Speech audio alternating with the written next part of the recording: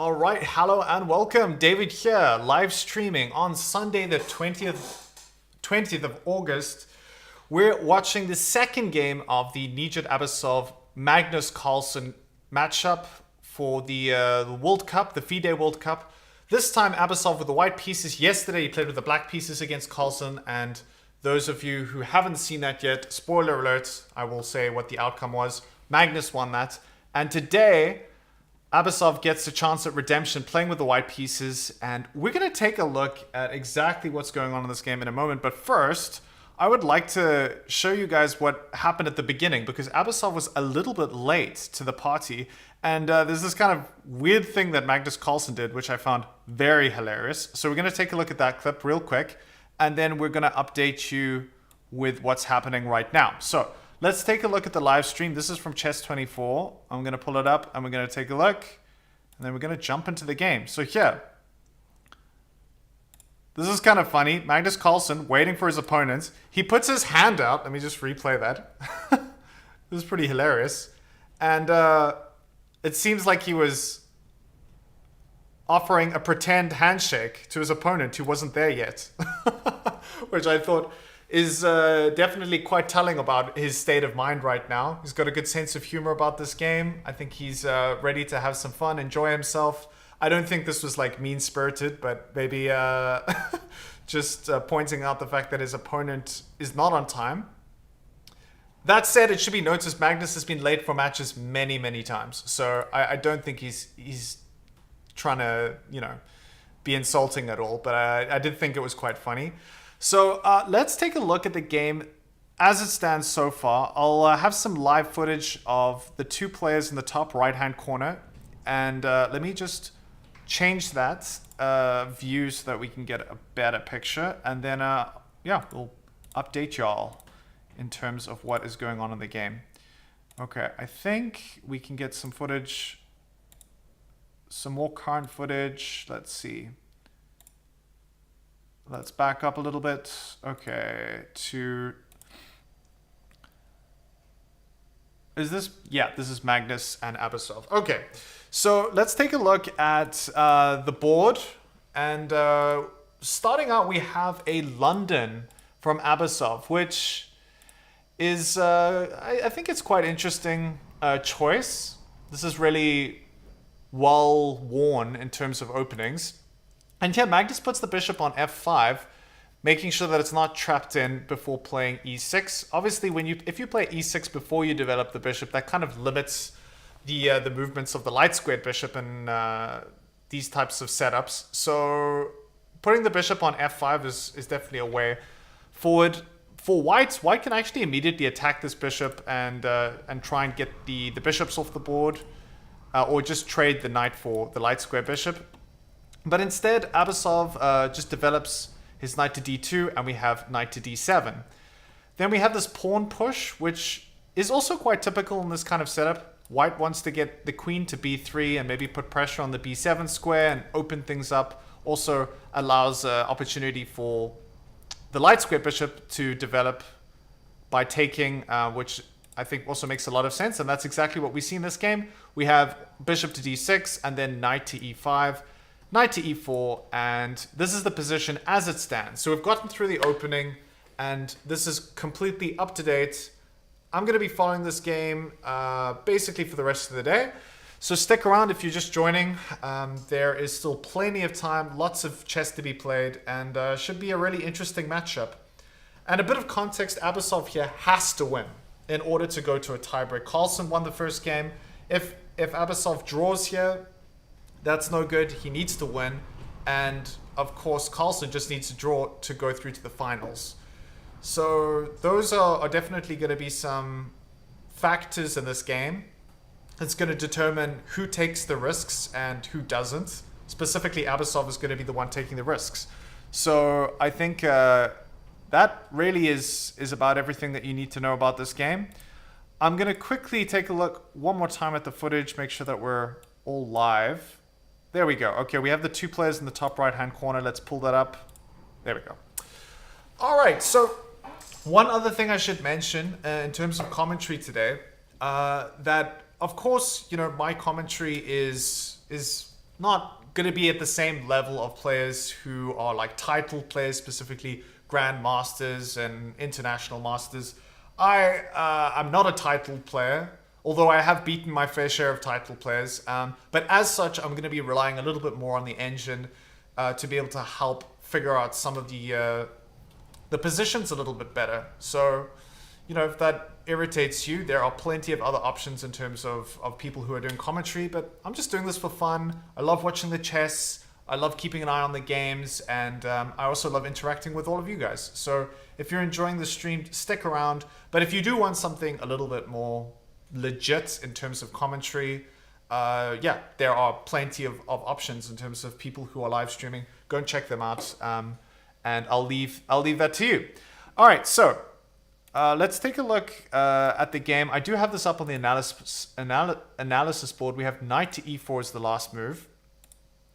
And yeah, right now it is Abasov to move with the white pieces. So initially just looking, knight takes looks fine. And then I wonder, knight takes, if at some point you want to even push f3, if there are any lines like trying to, let's see, bishop takes, castles. f3 is a move, but the engine prefers castling here, or queen to g4. Just putting pressure on the g7 pawn. So that's interesting. That's one possible route forward. But yeah, I think it'll be interesting to see how long Abasov has actually been thinking about this move. So I want to check the timestamps. It's been pretty quick up until now, except for move 5. Move 5, it seems that Carlsen spent quite a bit of time on move 5. Oh, that makes sense because his clock is down to 1 hour and 4 minutes. So yeah, he's definitely spent a little more time than Abasov, and now Abasov has plenty of time to think about what he wants to do. He can take, he can castle. Both of those are fine. Yeah, so just a reminder as well, the green board is going to be the analysis board. We're going to look at some lines of suggestions. If you have suggestions, put them in the comments below, and or in the live chat comments. And if you have any thoughts on the game in general, you can put them there as well, and I'll be reading those comments.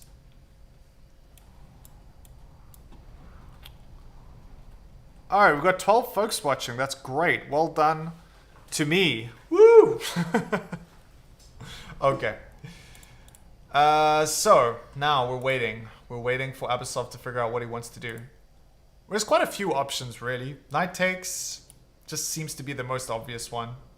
I really like knight takes, bishop takes, and then immediately pushing f3. Let's take a look at this.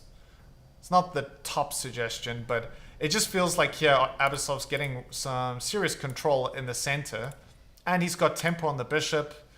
The downside is that the king is going to be a little bit vulnerable. Maybe this e3 pawn might become something to watch out for later on. And as I've mentioned a lot of the time, these kind of committal moves of pushing pawns early on, you have to be very, very careful of overextending and creating some weaknesses in the position. So maybe that would be a reason not to. But I like it. I like f3. f3 kind of speaks to me.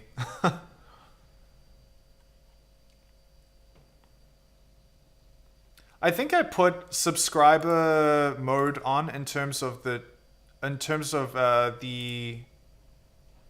oh, here we go. Magnus did I'm just catching up on the messages now. For some reason they weren't displaying. Magnus did a handshake with nobody today. I know, that was hilarious. That was what I started off with the stream, because I thought that was so funny. So yeah, apologies for starting a little bit late. As I mentioned in the yesterday's stream, you know, I'm not like a full-time content creator. So I have work on a Saturday and a Sunday. I've got English classes that I have to teach. The students are all around the world. So for me, I need to finish up those lessons. And I was a little bit disappointed that my last lesson ended like 40 minutes after the game starts. I wanted to even maybe start live streaming just the board, just having like the board, and then saying I was going to join at some point. But I figured, you know, people can watch the game elsewhere, and then if they want to join the stream, they can do that at any point. So I am a little bit late to the party today, but let me know how you guys are all doing. Hi, man. Let's go. Team Magnus. Love from Romania. Awesome. All right. So yeah, Magnus could seal the deal today. I have to say, I am also a Magnus fan, but I am rooting for the underdog in today's game. I want Abasov to see if he can force a tiebreak tomorrow. I'm not sure. I've only been covering the quarterfinals and the semifinals. Has Magnus played in a tiebreak yet?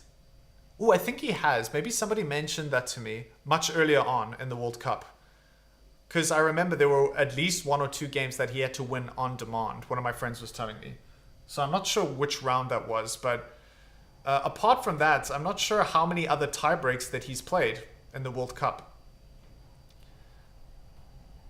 So this could be quite an entertaining match if Abasov takes this and then forces a tiebreak tomorrow.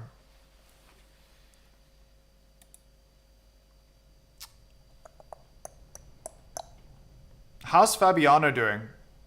I'm not sure, actually. I haven't kept an eye too much on the Fabiano game.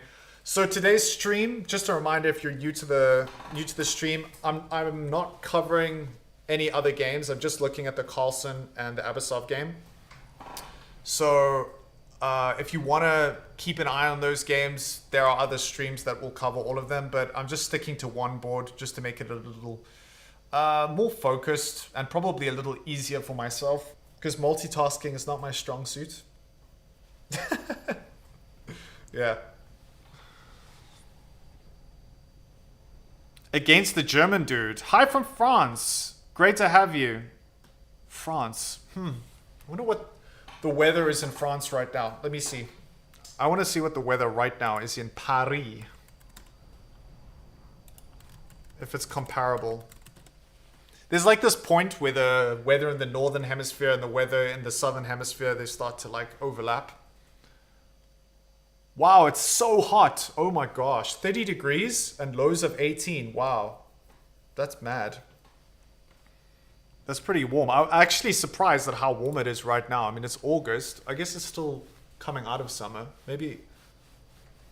Sure. 30 degrees. That's something. Against the German dude. So Fabi's playing the German dude. Who's that? Fabiano. I thought he was playing... is he not playing Prague? I thought that's what was happening. Yeah, they're playing each other today.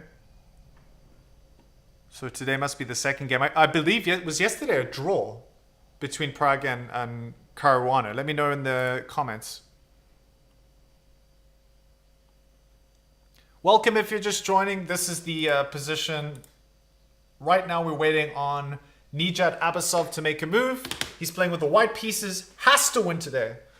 Draw's not going to do it. Losing is definitely not going to do it. He has to win with the white pieces though. So here the dynamic is a little bit different, because I think if we wind back to the quarterfinals, Magnus was playing Gukesh. And same situation. Magnus won the first game, but big difference is that he won with the black pieces, which really makes it very, very difficult for Gukesh playing with the black pieces to try and win. But here, Magnus won with the white pieces, and you would expect that the chance of Abasov winning at all is not super likely, considering it's Magnus. But if he was going to win, it would be with the white pieces. So at least he has that in his favor. We had a London system in the opening. Carlsen put his bishop on f5. And instead of playing, the knight was on f3. Instead of trying to pick off this bishop when the knight was... I think the knight was on f6. Let's just back up a little. Yeah, knight was on f6. Instead of playing knight to h4, trying to pick off the bishop, Abasov instead opted for developing the knight first to d2 and then also pushing the c4 pawn and taking. And after that, Carlsen jumped into the center of this knight, knight to e4. And right now we have Abasov thinking about what to do. My initial thought was takes, and then pushing f3, which the engine is not one of the favorite moves of the engine. I think the engine prefers castles. Well, actually, f3 immediately is also up there. That's interesting. Immediately pushing f3. Hey, maybe that's even better. It's really taking initiative, immediately playing f3 instead of taking... Ooh, we have a move, and f3 is on the board. Yes. This is what I like to see. Okay, Abasov is going for it. I think Carlsen is not going to think too much. He's probably just going to take. Although, he could extend the trades and maybe take first on e5. Bishop takes e5, or knight takes d2. Both spring to mind. Let's see. Knight takes d2. That takes. Then queen to e7. Just getting black all ready to castle kingside or castle queenside, depending on what happens next. But now in this position, I mean, white has a lot of control in the center. It doesn't amount to that much right now, but it's just a good place to be if you're Abasov, I think. So maybe f3 is interesting, because I was thinking about taking first and then pushing f3, but immediately pushing f3. That is definitely the more aggressive approach.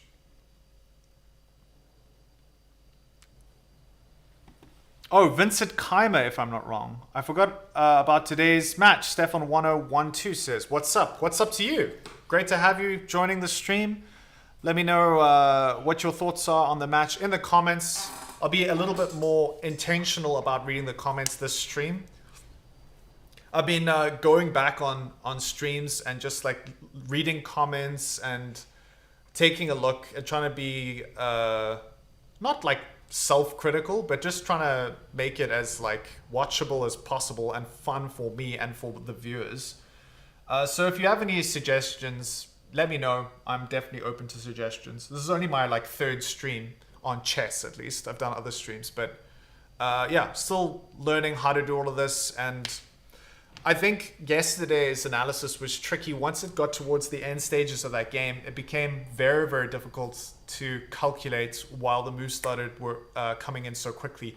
And even with the engine, it was like, whoa, what is going on here?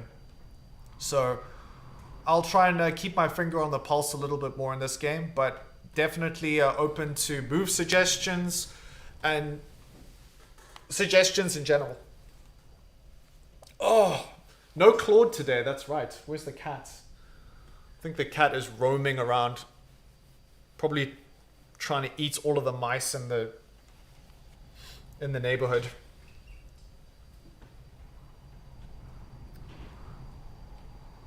Okay, Vincent Keimer. Let's take a look. Vincent Keimer. Let's see. Oh wow. Yeah, he's very strong.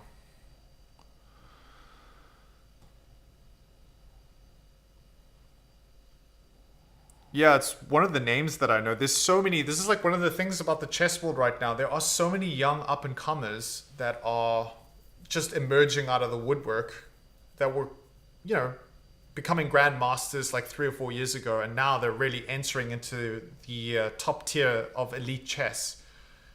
So they're kind of names that you recognize, but I'm sure a lot of these names, I mean, you can see amongst the Indian players already now, they're just about at the point of being household names, even though most of them are teenagers still. So I think we're entering into a whole new world when it comes to up and comers in chess. So we have a move. We have knight takes on d2. So let's put that on the board. Knight takes on d2 and expecting queen takes on d2. I would be pretty shocked if he played anything else. Queen takes, not king takes. King takes doesn't look good. But he is thinking. I don't know what exactly he's thinking about, but he's thinking. Right now we have the Caruana Prague game in the top right-hand corner. That footage, I'm just going to leave that up for the time being. It will eventually cut to footage of the game. This is from Chess24. And I'm hoping that like this, me just using part of the screen of the Chess24, you know, it's fair use. I don't like just stealing other people's content. I'm against that, but I am reusing it. So I do want to give them credit. And of course, if you want to see all of the content involved in the Chess24 stream, go ahead and just search Chess24 and you'll get a much more comprehensive and well-produced approach to chess and not just some random guy streaming on his computer in his lounge. But I think with watching me, you have the benefits of, you know, commenting and being a little bit more involved, hopefully.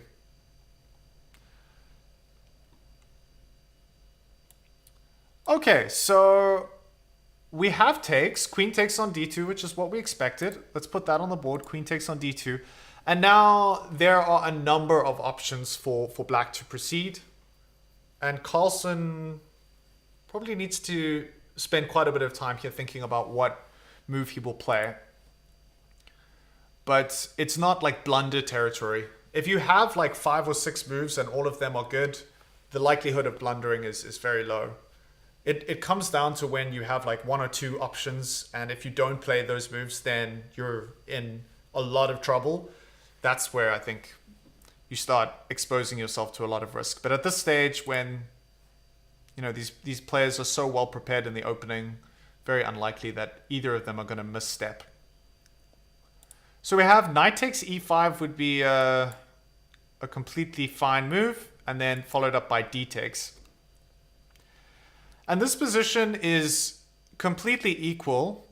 Just looking at it, we have now doubled pawns, but that's not really the end of the world because they're not isolated. You can connect them. You can play f4 later on once you've moved the bishop away. And the queen, maybe there could be an exchange here. You're going to play bishop to c5. And now after bishop to c5, or bishop to e7. That's what I was thinking, more bishop to e7. But bishop to c5.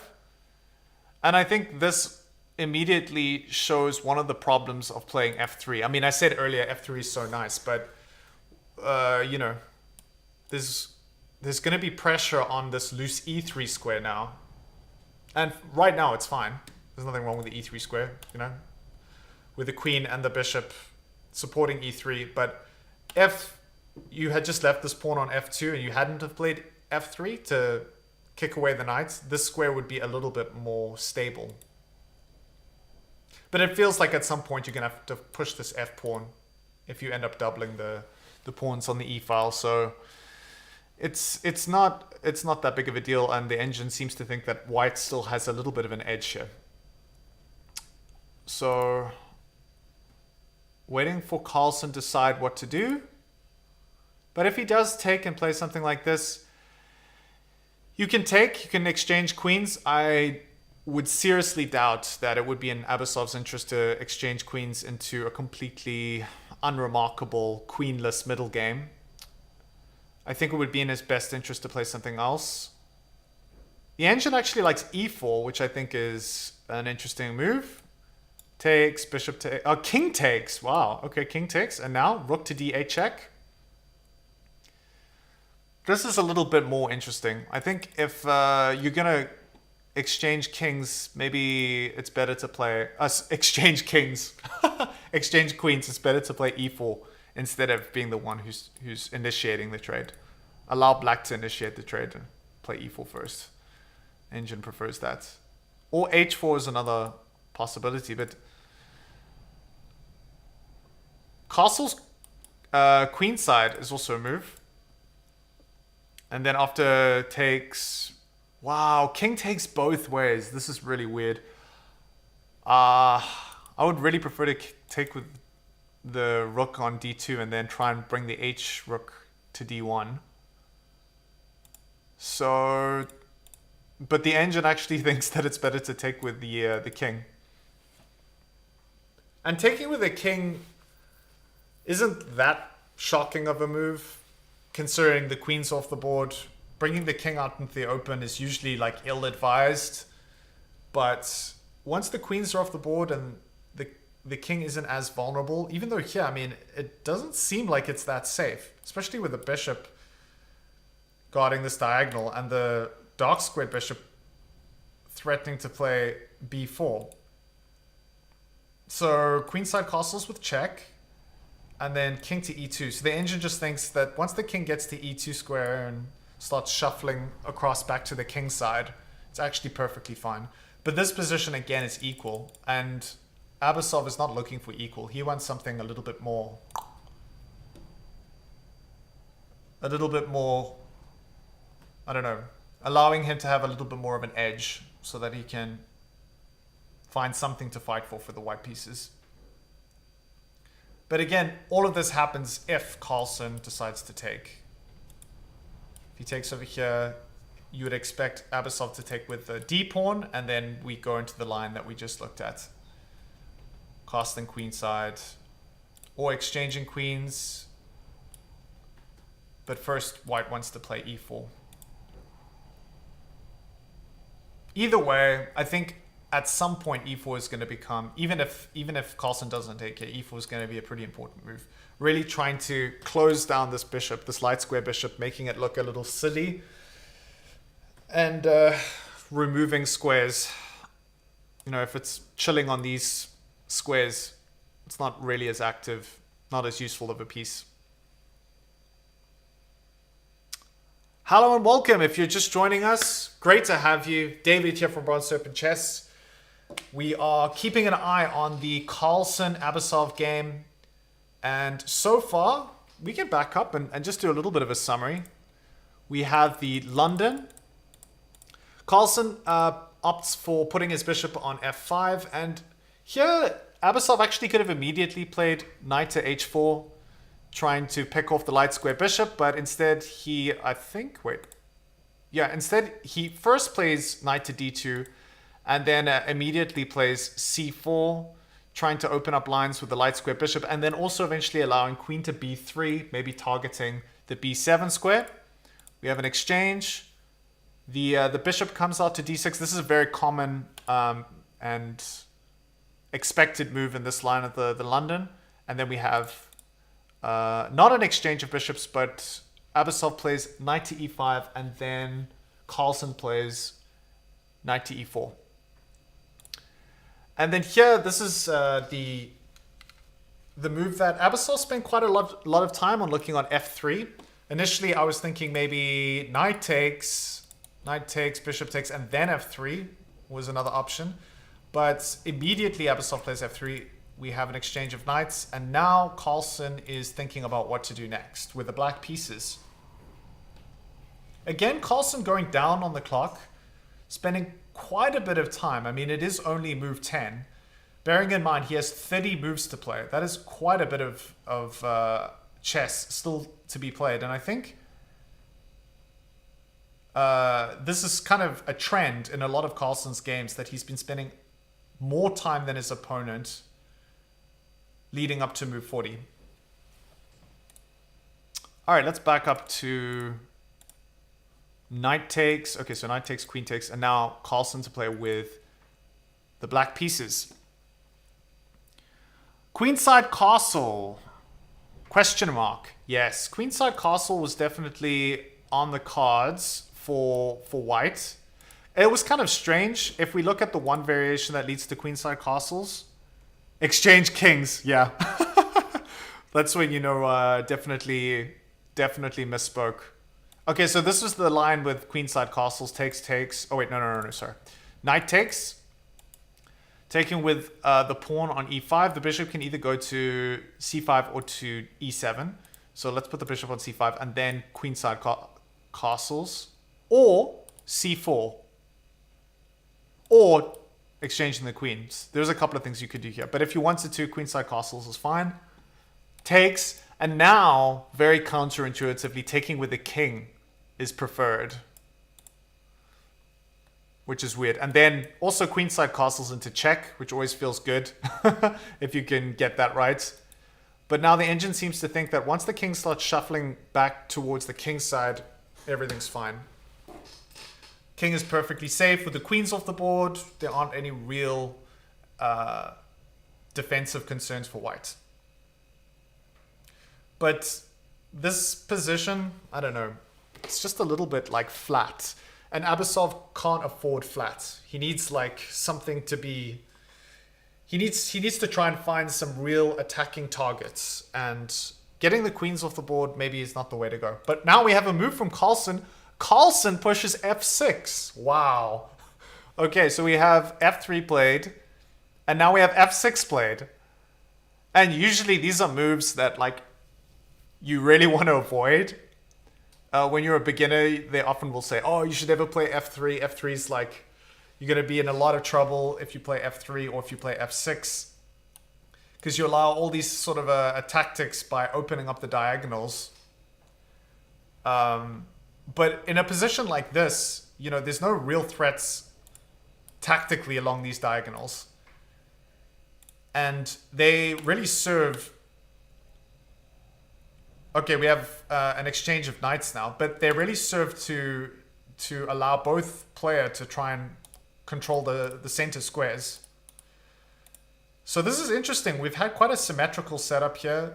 Exchange of knights, and now things are really different to what we just calculated. So we can get rid of all of this. This is not something that's going to happen. Carlsen played f6 and then takes, and now this is the board as it stands.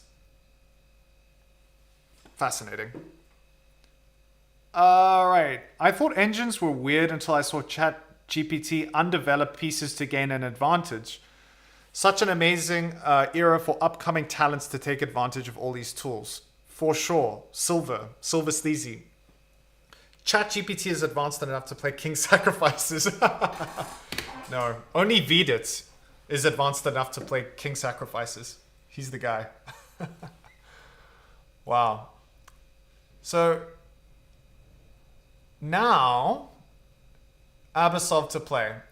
And here the engine just prefers exchanging bishops. What else can you play here? I wonder if e4 is in a move. Let's see. Let's see what the engine says about e4. Yeah, e4 is fine. Takes, queen takes, and now it seems like this pawn is hanging. Let's see what happens if takes. Oh wait, no, you don't want to do that. Because this... Oh yeah, that's true. You can take, because you can't take back with the bishop because the queen is hanging. So now what you do, you take on c7. Ah, okay. That makes sense. But this is quite like a precariously placed situation for both players. Black's king is out in the open and pretty vulnerable. And White's bishop is under fire. But also White's king isn't, you know, super comfortable right now. Although I can't really see how Black can threaten, except for maybe trying to see if rook to d8 can happen and then putting pressure on d2. But he has to first deal with the hanging bishop on f5. Well, this is kind of spicy. I like this. Let's go for this. But apparently the engine says this is equal. You just castle kingside. And then e takes f. Gosh, but then what happens is rook to f7. Rook to f7?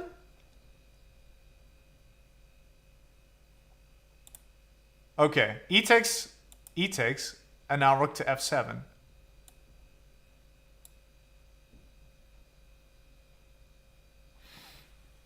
Wow, this is super sharp. Takes, check. Wait, hold on, e3, sorry, what am I doing? e3 check. And then d1, is this threefold? No, it's not. Oh, this is really weird. Okay, so this variation I just looked at is super sharp.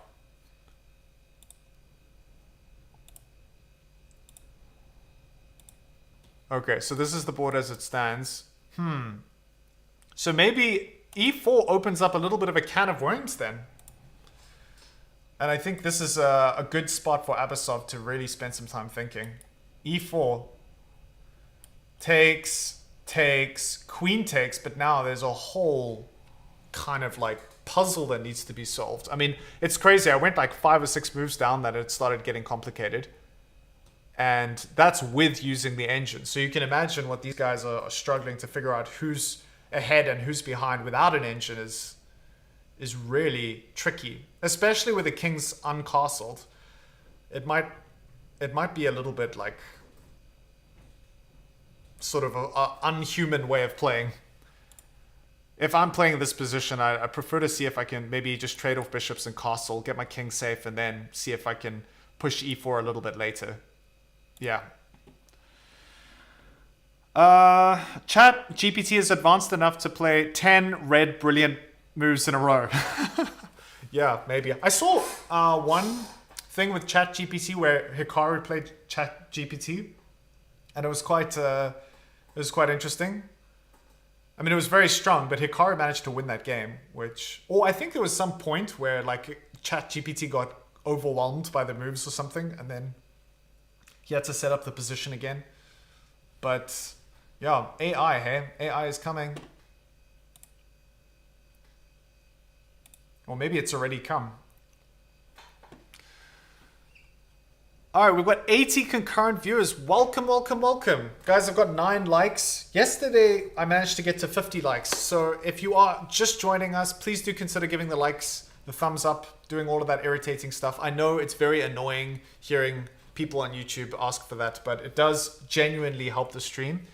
And yeah, also, if you like this kind of chess-related content, go and check out my other videos that aren't streamed. And actually, I'm not even going to say subscribe. Go and check those out first. And then if you like those, then subscribe.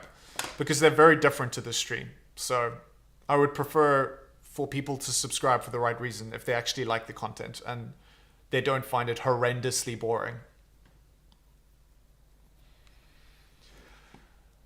Okay, Abasov here with the white pieces, trying to decide what to do. So the one thing that we looked at a moment ago was e4. And e4 is really opens up a whole can of worms, right? Just to show a few moves here. Takes. Queen can actually take on d4 because you can't take the bishop on f5. Oh, please tell me. Okay, Firelight Chess is like desperate. How do you get the live board? All right, here. This is what I'm going to do. I'm going to give you the URL. And then I'm going to put it in the chat. There we go. All right, follow that link, and that goes for anyone. If you want to have the live board on your computer, if you're watching on your computer, open up the live board, go for it, do some analysis. You can actually just play with the pieces. There's a little bit of an evaluation bar, and there are 2 engine lines. But the analysis board I've set up on this tab over here gives me 5, which is what I'm keeping track of right now. But if you click on that link that I just put in the chat, you'll get your own analysis board. You can keep it open on your computer. You can watch the game, keep an eye on the clocks, and also keep an eye on the evaluation bar. But of course, I'm always going to have it open on the stream, so you'll be able to see it here as well. But back to the game. So this was the line that we were looking at a moment ago. Bishop to f4, queen takes, and yeah, as I was saying, you can't take on e4 because your queen's hanging. But your bishop is also hanging, so you can take over here on c7, keeping the bishop. Now, this bishop is still under fire. And here, this is where things get super crazy. You can actually castle here. And this seems really odd, because if you take, what happens if you take here? Rook to f7, attacking the queen. I'm still not entirely sure what is going on here. Check to f1. To d3 check. Is this just threefold? It looks like it might just be a draw. So you can actually give up all of this material and still somehow get a draw. But of course, why on earth would Abasov go into this line? He's not going to try and force a draw because he needs to win with the white pieces. So this is not something that he's going to be interested in. But he does have to be careful here by playing queen to c7, he is allowing this queen to come into e3 and possibly creating some threefold type situations, provided that the bishop is out of the equation. So I think the queen needs to get to d3 and to e3. So yeah, you have to be careful here if you're Abasov of walking into something like this. Back to the game, still waiting. But yeah, I think this is a very good moment in the game to spend quite a bit of time, because what you decide on doing here is really going to have quite a big impact on the direction of the game. Thanks. Hey, this is my second time here, KLT Gaming. Great to have you.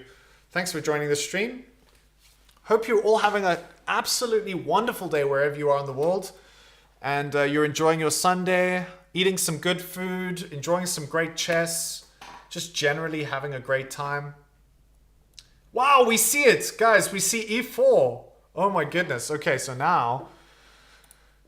now we might well see an exchange of bishops. Takes. And then the question really is, I mean, he's allowing bishop takes. I mean, you would expect that Carlsen will play bishop takes, queen takes. But the question is Carlsen going to take on d4? Is Carlsen going to take on d4? Wow. Because it does seem like this pawn is sort of somewhat hanging in a roundabout way. Takes, queen takes, and now what do you do? What are the other options after this? I'm curious. Okay, so if you don't want to play queen takes c7, rook to c1, just defending the bishop. Then we get this nice triangular shape, this nice geometry. My dad was pointing that out yesterday in the first game when I think it was the knight on e5, the rook was on h5, and the queen was on h2. That was like the moment that the queen could come to f1. And my dad was pointing out how Carlsen plays in this like very harmonious way where all of the pieces are kind of supporting each other in a very pleasant pattern. So this is kind of a similar thing, except Abasov would be the one playing it. And this pawn is kind of in the road a little bit of connecting the queen and the bishop, but still. Okay, so rook to c1 is also an option, and then rook to d8. And I think rook to d8 threatening, throwing in a check here. You have to be careful. Obviously, you still can't take this bishop because the queen is hanging on f4. Who is better, Carlsen or let's see. Abasov has a slight edge according to the engine in this position. If Carlsen plays bishop takes f4, even though he can pick up this d4 pawn after that exchange, it's still very, very unclear. It's very unclear. Some of the longer lines I looked at just lead to draw by threefold repetition. So I think. So this is very unclear right now. Bishop takes f4 though is the top recommended move for black to play. This removes any edge, apparently. Takes, and then queen takes d4. But I think Carlsen knows that if he takes this bishop, he is kind of committing to the fact that he's going to take the d4 pawn. And it might be a little bit scary. A little bit scary snapping up the pawn and potentially allowing white to get some counterplay. Just becomes complicated. Ah, the Suzzy Dota 2 channel. Hello again. Hello to you. Great to have you. Thanks for joining the stream. If you are joining for the first time, welcome. Let me just get rid of this nonsense in the top right-hand corner. If you are just joining, we've been watching the second round of the Abasov game. Wow, we don't have takes. Carlsen just moves his bishop back. So he is not interested in engaging in all of these tactics around leaving the bishop under fire. So he removes the bishop from the firing line, the e-pawn obviously attacking the bishop. So the bishop retreats back. And if you are just joining, real quick, I don't want to be too repetitive, but the idea here after takes is that queen could take on d4, and now you can no longer take the bishop because the queen is hanging. And the queen has not only picked up a pawn, but is also attacking the bishop on c4.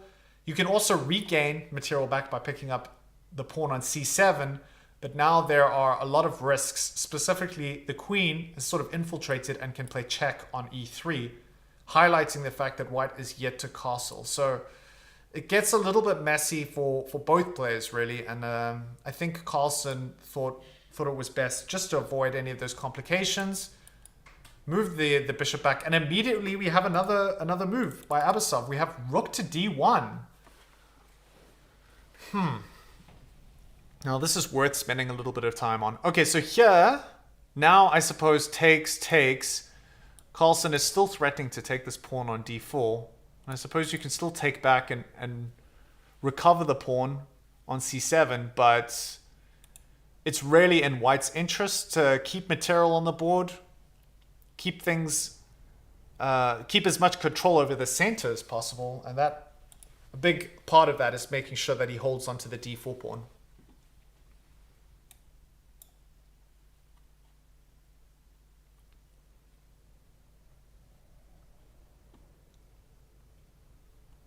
I think if you are just joining as well, I put like you have to be subscribed to leave a comment. So I haven't put like a time limit. I know sometimes they put like a time limit, so if you have to be subscribed for 20 minutes. I think if you just hit the subscribe button, then you can comment and say whatever you want. And then if you want to leave like a mean comment, you can do that and then immediately unsubscribe. And you know, there's nothing I would ever be able to do. But don't leave a mean comment. There's no need for that.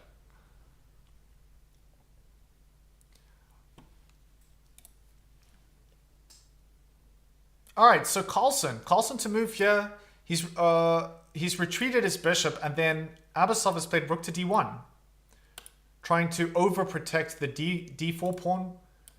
Fully aware of the fact that after takes, the d4 pawn is hanging, and now that you look at it, after recapturing on c7, this d pawn feels like it was more valuable to have there than the c7 pawn. You know, it's doing such a good job of controlling the center, and it just allows white more options.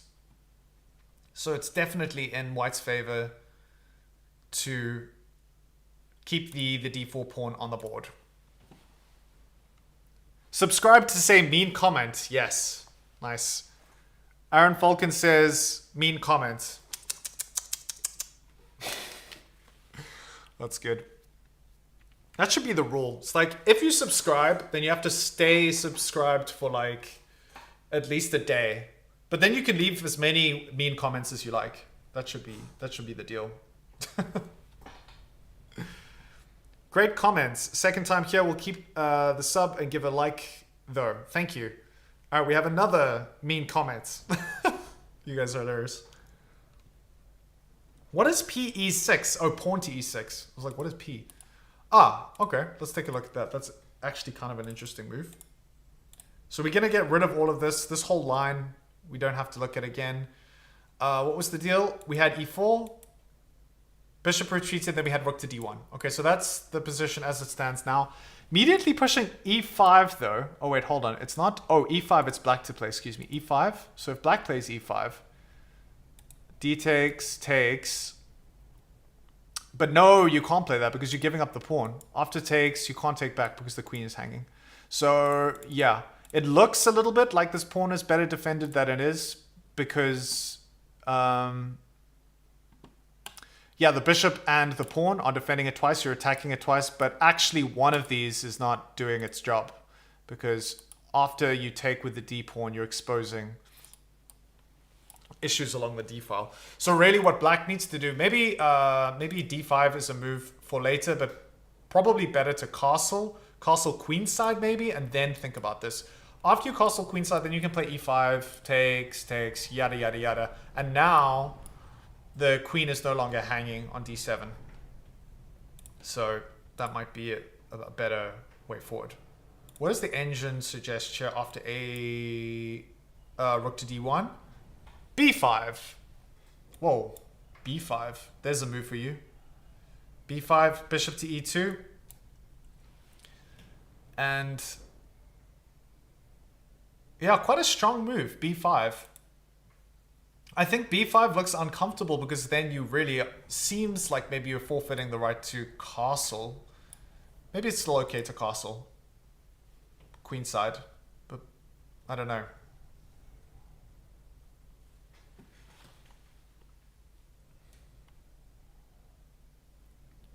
I have subscribed for 20 days. Yeah. Gonna set an alarm. 20 days and then you're gonna be like, okay, time to unsubscribe. Cheers. Yeah. I have to say, like, when you probably hear people always being like, oh, please smash the subscribe button.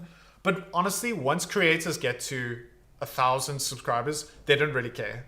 Like, people say they care maybe about milestones. Like, I imagine I would care if I was on like 99,000 subscribers. To get to 100,000 subscribers, you get like a cool little play button. Sorry, am I behind? Oh, we have takes. Okay, we have takes and takes, I would imagine. Let me just finish the point I was saying. But generally, once you pass the 1,000 subscribers, people just like don't really care because that's what you need to get monetized. And then you just need to get the watch hours. So, all right, we have queen takes, so bishop takes and queen takes. That said, if all of my subscribers suddenly started unsubscribing, I would be, you know, a little bleak. All right, and now we've had a couple of very quick moves. So we've had an exchange of bishops. The dark squared bishops are off the board, and now the light square bishop retreats to f7. And this is very clever of Carlsen, putting the light square bishop on f7 and just keeping everything nice and closed. Not risky. He can look at other options sort of later on, but I think he's really just trying to think defensively right now. And putting the bishop on f7 seems to do the job. Now after this, let's just update the position. We have takes, and then bishop to f7. I think that's the position as it stands. No. Oh, this is the wrong line. Sorry. So after rook to d1, I was looking at b5, but of course that hasn't happened. Now we have takes, and bishop to f7. Okay. This is live. This is what we're looking at. Back to Abasov. The ball is in his court. And now he is no doubt thinking of what he will do next. Any thoughts on what to do here? Let me know in the comments below. Heilig Gerbertberg says, where's the cat? That is a good question. You know what I'll do is I'll open the door and I'll see if we can find Claude. Claw''D. But more than likely, he's roaming the mountainside like a complete maniac. Oh, the door is open. Is it here?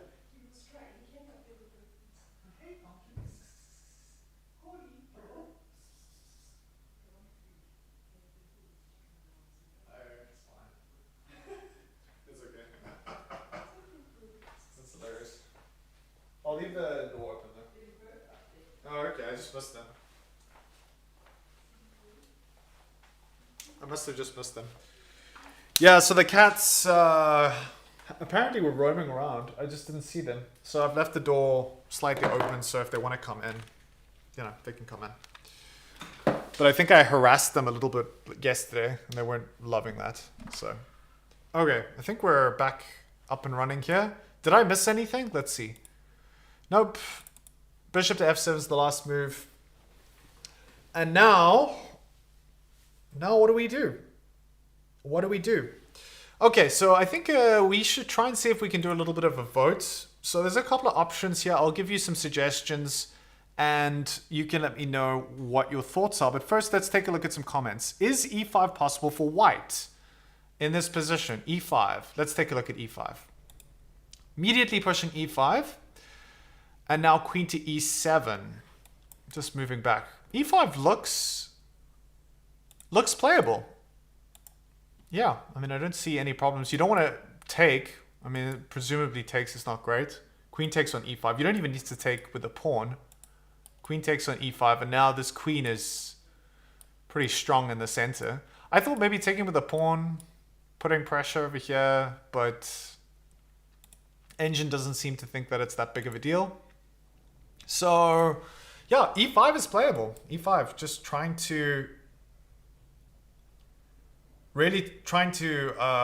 yeah, make progress with these two central pawns and force black to make some kind of decision, you know, in terms of taking or pushing.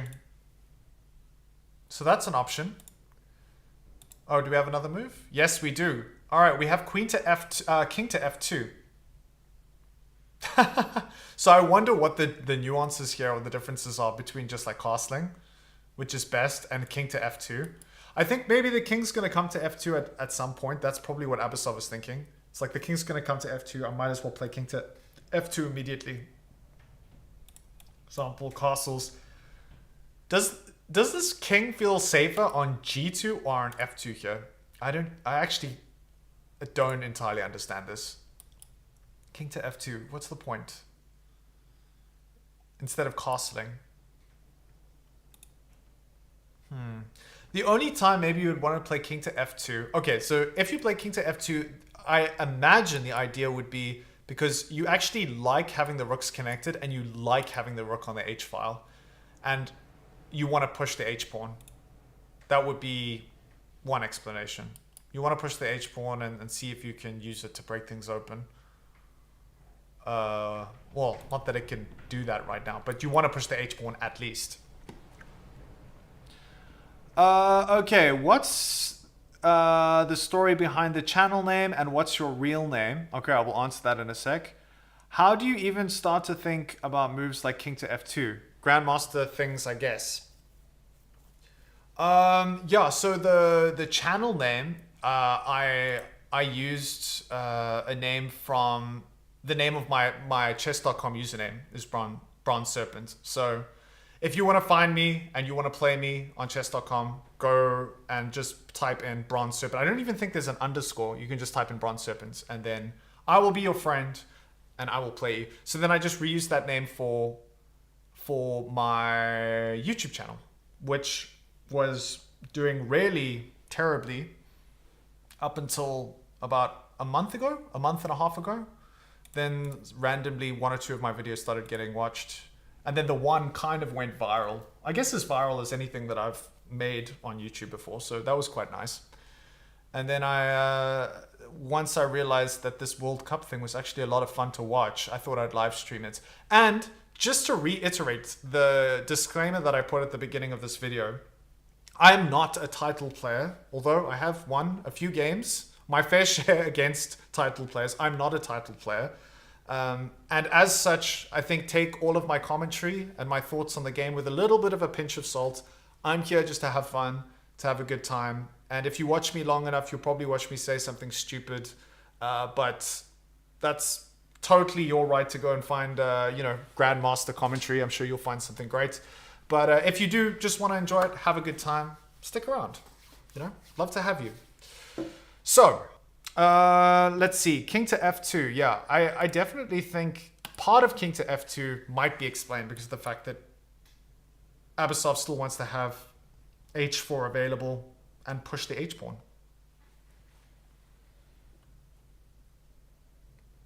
Those are my thoughts. Mean comment to the power of 6. Where are you from? UK? USA? All right. Let's see. Let's do a vote. Let's see if you guys can place where am I from. I'll give you some options. Start a poll. Where are you? Where are you from? Renila Chess, of course I remember you. Americas. Asia. I'm trying to find out a way of being able to cover most of the globe. Europe. Americas, that covers North America, South America, and presumably Canada. My geography is terrible. So if you're from Canada, you're in the American bunch. And okay, Americas, Asia, Europe, Australasia. What other options do I have? Okay, let's put in Australasia. Asia's like, that covers everything. That covers Russia, that covers China, that covers that whole area. And Australasia is like all of the islands, Australia and New Zealand, I think. Let me know if this poll is okay. My geography is terrible. Go for it. Where are you from?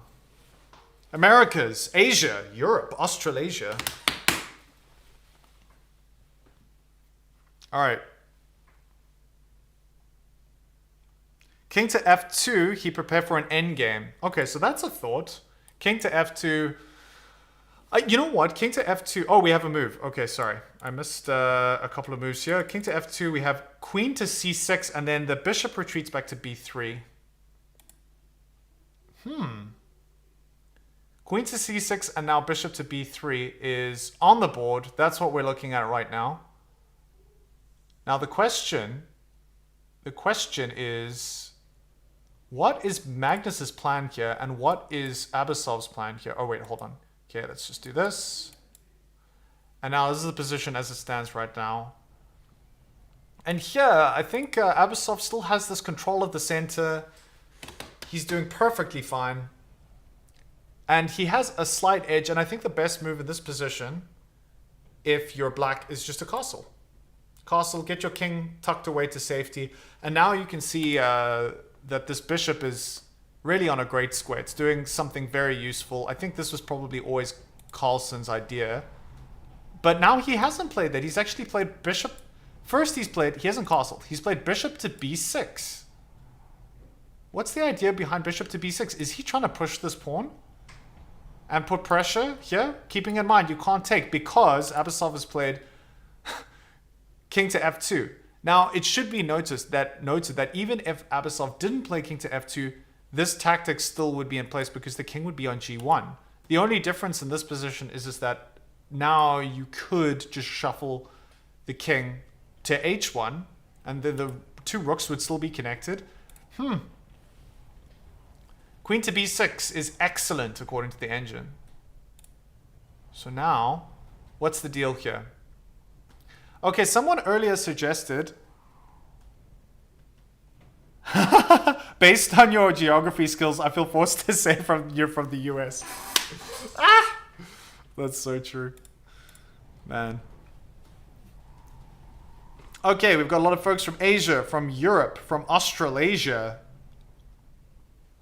Not too many people from America. Yeah, self-admitted poor at geography. My mom plays this game Sporkle, so you can get really good at geography. My geography is terrible. Let's just say my chess is better than my geography. All right, let's take a look. Pins the pawn to the king and adds pressure on if long castles. Okay, so that's a great thought here. Is that now? I was initially thinking castling over here, and this bishop is kind of protecting the king, but Aaron says actually castling king side or queen side, and then the rook here on d8 is putting pressure on the d4 pawn, more pressure on the d4 pawn, and now suddenly pushing e5 after you've castled. That looks kind of terrifying because now there's all of this pressure. The pawn's attacking the d4 pawn, the rook's coming in, the queen's coming in, and you're only defending it once, and you can't take, remember, because of the pin on the king. So this is certainly something that Abasov is probably going to prefer to solve now. And here, which is weird, is just that the engine actually just thinks that you can push e5. Immediately you push e5. And now f5. And then what? Queen to e3. Just moving the queen back and protecting the king, also guarding the d4 pawn. And now long castles. And now queen to c3. And saying, okay, this piece is being attacked. Sure, that's fine. But it's being defended twice, and how are you going to break this open? You know, what are you going to push? Are you going to push c5? You can't do that right now. So this is a perfectly fine position for white. But I think this is one way to solve it, is actually just to push e5. If you take, then you just take back with the queen. And kind of a similar thing. Maybe you can castle queenside here. But actually, the engine's saying it's better to castle kingside. And now, we have two isolated pawns that I imagine both players are going to try and fight for. But the queen is still doing a good job of putting pressure on this diagonal. And the king is kind of a little bit out of position here. So that's certainly something to think about. Now, back to the game. It is Abasov to play. He has a few options. He might be thinking about e5 as one of the ways of solving this, or preventing Magnus from playing e5. Because if Magnus plays e5, that is a problem. That is a big problem. He really can't allow Magnus to play e5 first. And even if that means he has to play e5, then that's okay.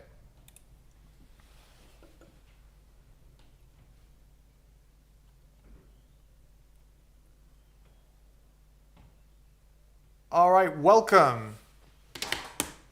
Don't forget to hit the like. See if we can get to 50 likes. Yesterday's video, I think, got to 50 something, which was awesome. So give the old video a thumbs up. I'd appreciate it.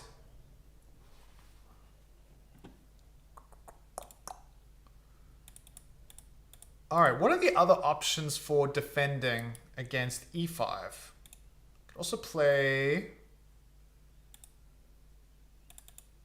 Oh, hold on. Let me just back up. So queen. What are the other options here? Rook h to e1. Rook h to e1. And now e5 is still a move. But now queen to e3 is okay.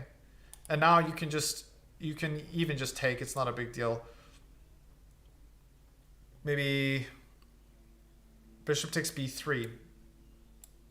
And then a takes b. So yeah, this is not like that great though. I really think that Abasov needs to not allow e5. e5 looks like it's not great for white.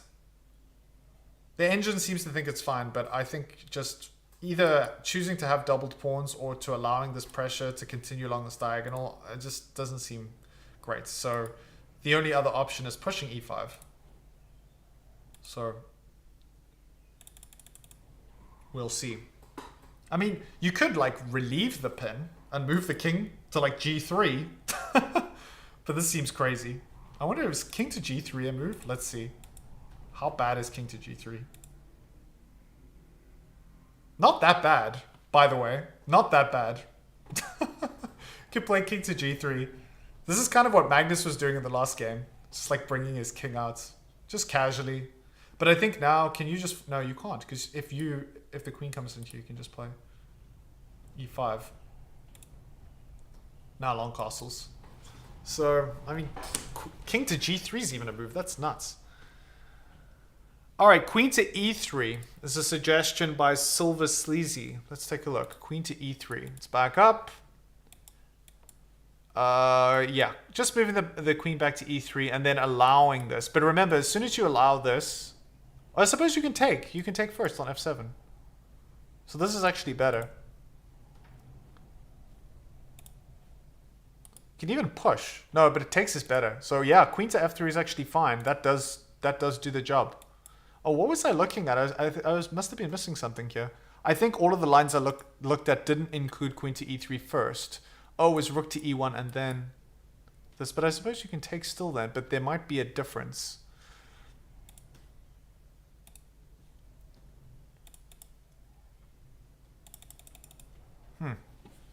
Very interesting. Scratch that, calculate it a bit. You hang a piece because you reveal attack on your bishop. Let's see. All right, is there anything Magnus could do after e5 where he long castles, sacks the 2 pawn for an attack? Huh. There's a question. All right, just give me 1 sec. I just want to see if I can pull up some footage of the game, and then we'll continue that thought. All right, so let's see. This is live, but I want to see some footage of the two players. Deep in thought. All right, here we go. This will do. All right, there we go. So there is Magnus Abasov, not at his chair. I don't know where he is. I actually was trying this the other day. I was playing a standard game. Usually I just play Blitz. I play way too much Blitz. And I was playing a standard game and I was trying to kind of sharpen up my visualization skills. And of course these guys, they're grandmasters. They're so sharp. They can keep the entire position in their head and carry on doing calculations endlessly. But for us mere mortals, it's not so easy. But I was trying it as like an exercise halfway through the game. I stood up and I walked to the other side of my flat and I was thinking about the position and I was trying to keep it in my mind and do a little bit in terms of calculation. But it's still really, really difficult. After a move or two, it's okay for one or two moves, but after a move or two, it's pretty tricky. But of course, when you've been playing chess since you were like a 6-year-old, you basically have like a chessboard installed in your brain. So these guys are like on a different level. Okay, so let's just head back to that thought because that was interesting about long castles sacrificing the 2 pawns. What was that about? That sounded very interesting. But then you said it didn't work, but I still want to see what it was about. So let's head back to the chat. Okay, anything Magnus could do after e5. Okay, so Magnus plays e5. Wait, hold on. When does he play e5? Was it first, before he played queen to b7, is to immediately play e5. Because the thing is, you just the one problem with immediately playing bishop to immediately playing e5 is just that you can actually just take with tempo. And that's something I didn't actually consider that much. But of course, the difference is now with the queen on b7, e5 and taking with the king. Oh, hold on. Do we have a move? Oh, yeah, we do have a move. Okay, so whose suggestion was correct? Queen to e3. Somebody suggested queen to e3. Silver Sleazy, well done to you. For that one move, consider yourself an honorary grandmaster. Queen to e3 is good. Very good. Yeah, queen to e3. And now the threat of playing e5 really loses its sting. Gonna give up castling rights. Certainly not playable now. And now that we have queen to e3, I think it's a very natural move for Carlsen to castle long and continue putting pressure along this diagonal. It's a lot less effective now, but maybe at some point in the future, you're still threatening to push e5. You really, after you've castled long, you cannot play e5 because the bishop is no longer protected by the king. So you can just take the bishop with white. But maybe he's got some other ideas in terms of developing this bishop, or even trying to I mean, what do you do if you're black here? That's the other thing. But it's really not black's game to win. You know, black is perfectly happy just to trade off all the pieces, go into a drawn endgame and take the draw. And you can see, it does seem, just like looking at the position, it looks like white is pressing a little bit more. White has control of the center. But yeah, the evaluation is very much equal. Okay, so Carlsen thinking about what to do. 37 minutes on the clock, and they're on move 17. So I don't think it's going to be that much of a big deal. But, I mean, you never know. The position is going to look radically different in 10 moves' time. And then they'll be on move 27. So 37 minutes, come to think of it, to play 23 moves is not all that much. All right, white plays e5, long castles, e takes f, do anything, f takes... f takes 8.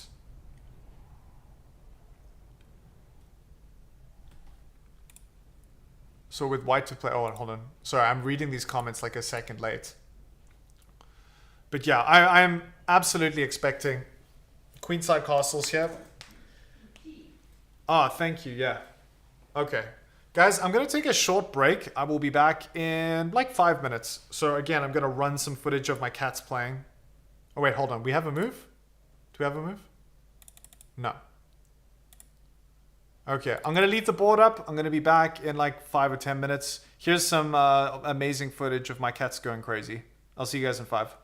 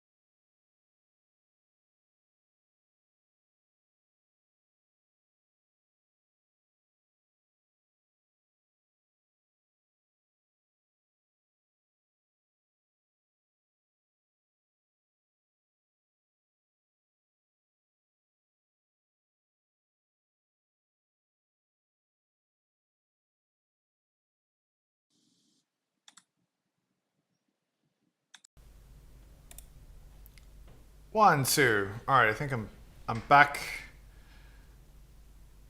Let me just make sure everything's set up.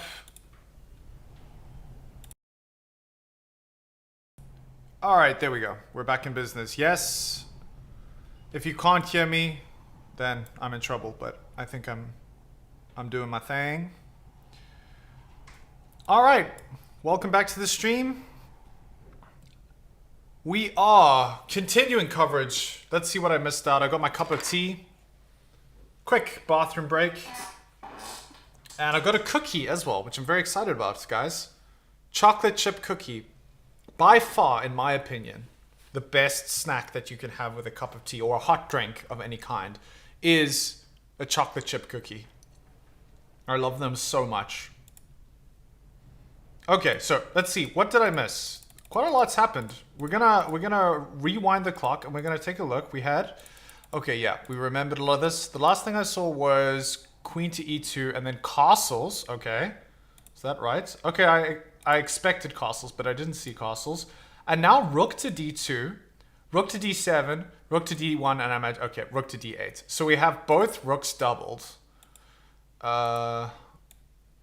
which I think is interesting. But the one thing I'll say about a position like this is that it's very symmetrical. And I think that was one of the problems with the London that we saw in the opening already, is that these kind of symmetrical positions they're solid, but they're not necessarily fantastic for attacking chances. You know, if you play the Sicilian and you're playing with the black pieces, your intent is to try and see if you can get a win. But when everything's symmetrical, like in this game, you know, it's very difficult to see exactly where white's chances lie. And I think that's why Magnus is playing this way with the black pieces. Is because he's trying to just simplify the position and get to a stale, unremarkable game so he can get the draw and win. Okay. Back to the chat. Let's see what I missed in chats. Do you think we can learn some Stockfish series of powerful winning moves by heart or for hard positions? It would or it would be seen like cheating if we play them. Do you mean like by hearts? Yeah, so if you like memorize a series of Stockfish moves, how does that work? Well, I think like it's tricky because Stockfish obviously is the engine, is always going to be extremely accurate. But the issue is that there are too many moves to memorize, you know? Like this game that we're looking at, this is move 20. I imagine this game and this particular series of moves have never been played before. And I think there are some situations when you're getting into an endgame that you can memorize techniques for parts of chess that have been solved. That is probably the best place to start, where you can memorize the techniques of how to win, you know, in certain endgames. That would be a better starting place than trying to sort of memorize random lines from Stockfish. There's just too much to remember. That's basically what it boils down to.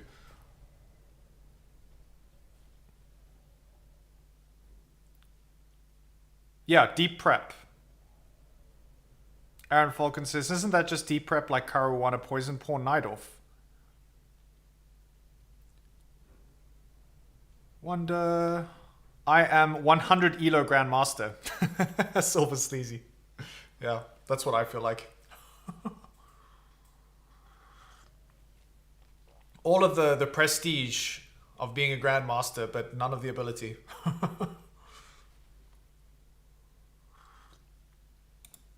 Okay, so now back to the game. Abasov to play. As I mentioned before, we've got the symmetrical setup with both rooks on the d file, and really a lot of pressure on the d4 pawn, which I think is not. It's difficult to see unless Carlsen is planning on playing, like breaking through with c5. But c5, I mean, I don't think that works right now. I suppose you can just takes. So maybe c5 is a move. Let's take a look at c5. Is c5 something here? Say if you do something unremarkable, is just waste the tempo. Now c5? c5 is not a move. Oh, because rook to c2. Ah, okay. But if you exchange, I'm sure it would work. If you went for takes, it's equal. Yeah. Okay, takes, and then takes with check. And then it's just equal. This is completely dead even. But you can't play, the reason you can't play c5, not yet at least, is because you can actually play rook to c2. And now there's a little bit more pressure. And there's no way of taking here. And now, oh, this is kind of interesting. If you play rook to c2, you can't take anymore. And now,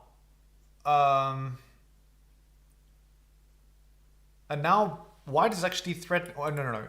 You can't take the c5 pawn. And what's best bet? Okay, you just need to remove the pin. Remove the pin.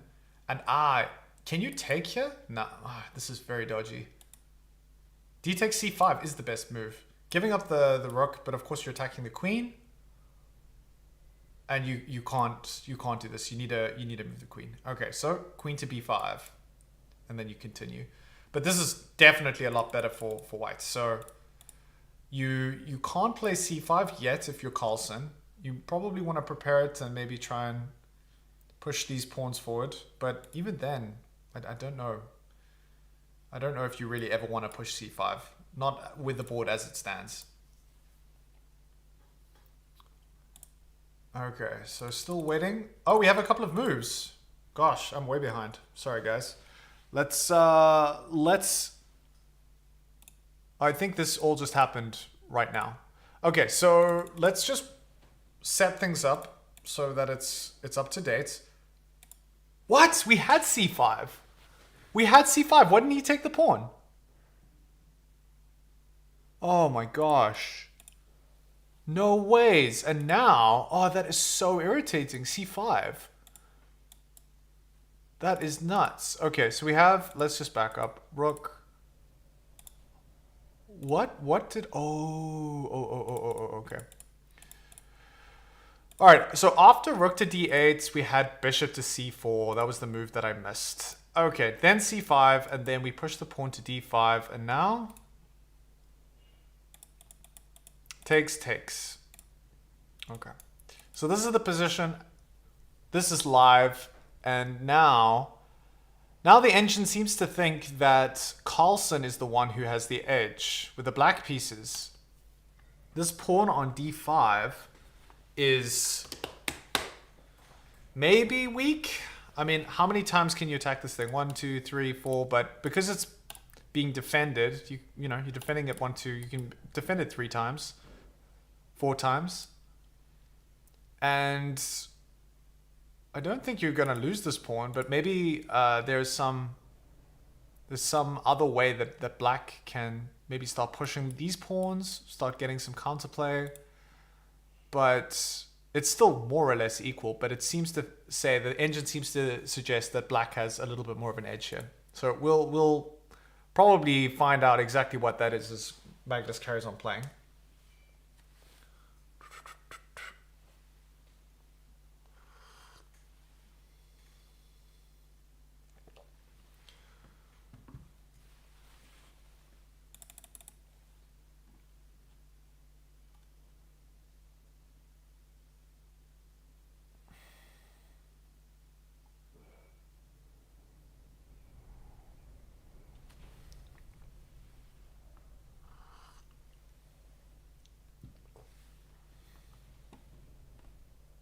Okay, so let's take a look at what Magnus's best route forward is. H5. Okay, so getting these pawns rolling towards white's king. That seems to be the way forward. H5, and now king to g1, and now... I wonder if you can even... A6 is also a move. So that's interesting. A3, and now queen to d6. Now you have all of these pieces firing towards this d5 pawn. Bishop to e2. Just moving the bishop back. Wow, this is interesting. You're kind of giving it up, but I think this pawn is a little bit too risky to take. And the reason is that if you can't take with a bishop here. Let's see what happens if bishop takes. Oh, you can just take with a rook, of course, because the queen is first. So a big problem here is the order. And queen is first in line to recapture at least. So of course, if it takes, you know, you can just take with a rook. Pick up the queen. Doesn't work. So you can actually retreat with your bishop and maybe start thinking about organizing these pawns and preparing for black's plan of trying to push forward. But yeah, it's kind of interesting here because of the fact that Abasov is the one that needs to be putting pressure on. I'm not entirely sure if Carlsen's going to do anything too crazy yet. Okay, so we have another move. We have king to b8.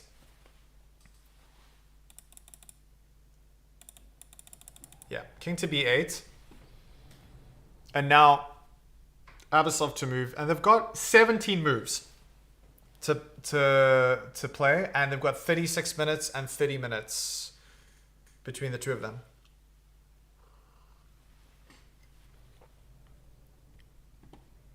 All right, we're going to end the poll. So most of my viewers are from Asia. Welcome to all of you from Asia. 27% from Europe, 9% from Americas, and just a handful of folks from Australasia. Yeah, someone pointed out how terrible my geography is. It's quite funny. Okay, let's back up and see if we can read through some more of these comments. If you are joining and you'd like to leave a comment, just hit the subscribe button. Usually there's like, oh, you have to wait a minute, or you have to wait 5 minutes, or you have to wait 17 weeks, and then you can comment. Not in this stream. Just subscribe, and then you'll immediately be allowed to comment, and I will read your comment, and I will respond to your comment. So definitely do that. Regarding the question you asked earlier about why king to f2 and not castle, I think it's because after queen to e3, black then after queen to e3 back, then as long as the e4 pawn was present and protected by the other piece, the king can only be attacked by black queen on the diagonal and then be sorted out with a queen trade. Okay, interesting observation. So earlier, that particular comment from Silver Sleazy was in regard to the fact that the queen, the king at least, as you can see here, is on f3. And earlier, Abasov had the option of castling, like a normal human being. We can actually back up to that point. But instead, was like, I'm not going to castle. I'm going to play king to e2 instead. Here, he could have castled. And that is what Silver Sleazy is responding to there. So this is the position as it stands. There was a moment here where I think Carlsen actually missed a trick here. After, oh, I think there was a difference. Because the bishop is on c4, it does change things. Now, c5 is actually possible. And taking is not that great of an idea. The engine does prefer d5 here. So I think I was looking at a line of, if Carlsen immediately played c5 in this position, what would happen? Instead of what he ended up playing. So this is the position as it stands. There's this pawn on d5 right in the middle of the game, and I think both players are going to have to sort of navigate around this pawn. And yeah, both players with about half an hour on the clock. And we have another move. We have a3. Carlsen pushes the pawn and plays a3. Let's take a look at the footage. I want to try and make sure that this footage is also current. Staying on top of things. Okay, this is a little bit behind the 8 ball, so let's bring it up to live. Okay, this is footage from, not from the Carlsen game, but I'm sure if we give it a little bit of time, it will switch over to footage of the Carlsen game. So I'll leave that up. And we have another move. Okay, so this was a move that we were looking at before as well. Queen to d6. Queen to d6 on the board.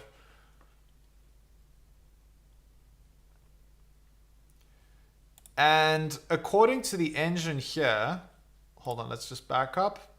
Oh, there's a difference here. There's a difference. All right, so I need to just update this because my analysis board isn't quite on point. So we had this, if I'm not mistaken. We had a3, and then we had queen to d6. I think this is the board. And now Abasov immediately plays g3. So yeah, if you look at the queen on d6, what it's doing, it's eyeballing the h2 square. Don't want to give up the h2 pawn, so sensibly Abasov plays g3. Which is the second suggestion. The first suggestion, actually moving your king back to g1, which is where it would have been if Abasov had just castled like a normal human being. But as Silver Sleazy suggested, there were a couple of reasons why playing king to f2 is okay. But yeah, here g3 is perfectly fine. So we have g3, and now we have a few more moves. Okay, we have rook to e7, queen to c3, and now h5. Wow, okay. This is interesting. h5. This is, I think Magnus is sensing his opportunity here. And I was thinking maybe he wasn't going to play, push the h-pawn or really do anything too aggressive because of the fact that he doesn't have to win. But I think in a game like this, it's probably better to try and seize control of the position as quickly as possible. And, you know, if you get a chance to push a pawn, it's probably best to take that chance. And Carlsen has pushed the h-pawn to h5. And the best follow-up is bishop to f1. So bring the bishop back. But now this also feels like if you're playing with the white pieces, what are you actually achieving by playing bishop to f1, even though it is the best move? You know, maybe rerouting the bishop to g2, having a little bit of a longer term view on the game. Having the bishop on g2, to be fair, is actually quite sensible now that I look at it, because you're going to be defending the d5 pawn.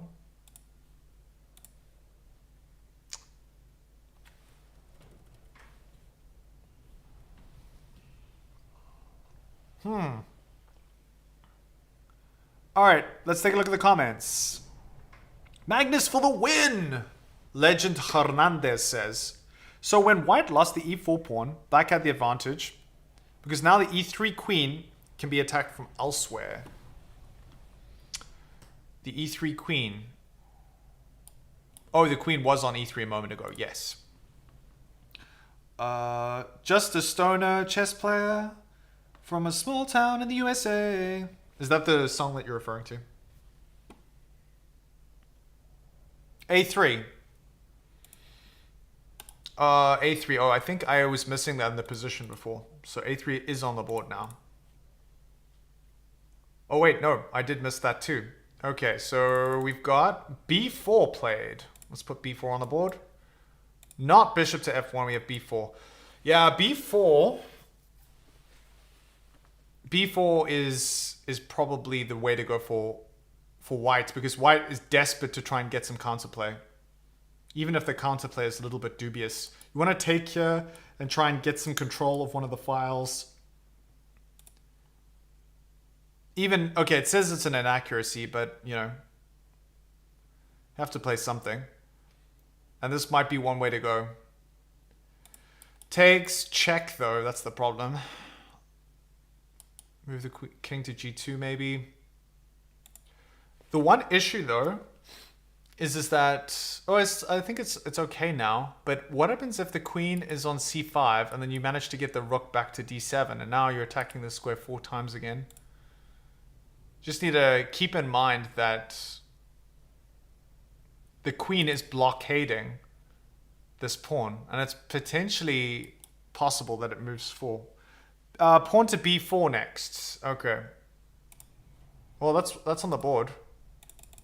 Yeah, pawn to b4. Next move, next move, next move, next move. Okay, up to date. Let's take a look. Pawn to b4. All right, we're in business. What did I miss? Looks like Abasov might lose this now, says Aaron Falcon. Yeah, you don't need a right pawn. You could just say b4. If you just say b4, then I'll know. Okay. That's the pawn. Okay, so yeah, if you are just joining us, what's going on with this game? Well, we had a London system opening from Abasov, and Carlsen responded in a very symmetrical fashion. Just to try and keep things as balanced as possible, which makes sense considering he just needs to get a draw. And really the game has been mostly equal, but now in true Carlsen fashion, Carlsen is the one with the edge. He is the one who is possibly in control here. After one or two slight inaccuracies, the last move was also an accuracy. Abasov plays b4, I'm sure with the hope of trying to open up some files or get some pressure going with these rolling pawns maybe.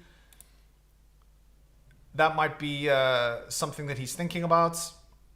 The one thing he also has in his favor, which is interesting, is that the queen is blockading this pawn. And if the queen does move at any point, there is always the potential that white could move this d-pawn down the board. Now, I'm not entirely sure if that's going to happen, but maybe after... Okay, so Carlsen is going the counterplay route of continuing to push this h-pawn. h4 has been played by Carlsen. And now, the best move for... Let's just put this on the board. The best move here is actually just to take over here. And I think we might have seen that. Yes, we do see takes. Now we'll see queen takes with check. Almost certainly Magnus is not going to think about this. I don't think he's... Well, I suppose you can take here first. You can take on g3 because it comes with check.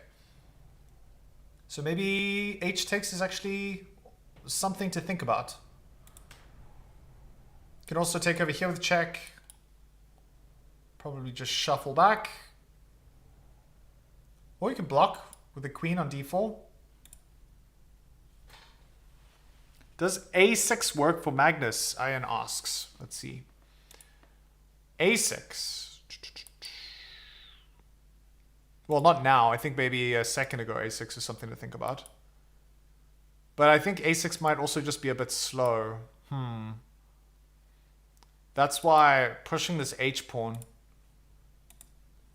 For those of you wondering, you're thinking, well, can't you just take the h-pawn? I mean, it looks like it's hanging. Well, okay, let's back up. So if you're white to move here and you just take this pawn, not good. Because there's this check over here. Let me just grab the cat. The cat wants to come and say hi to all y'all. Wow. Hello, kitty. Hey, Claude. Hello, Munchkin. Come here. Here. That's right.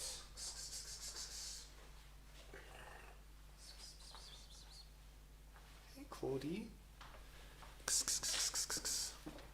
Everyone say hi to Claude. Wow. Grand Mouster Claude.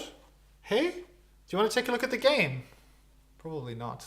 Let's see if I can get you to chill out on my lap. No, Claude. Man, cats are like eels. You just like want to keep them in one place, but they just slip out of your grasp. It's really irritating. Okay, so what's going on here?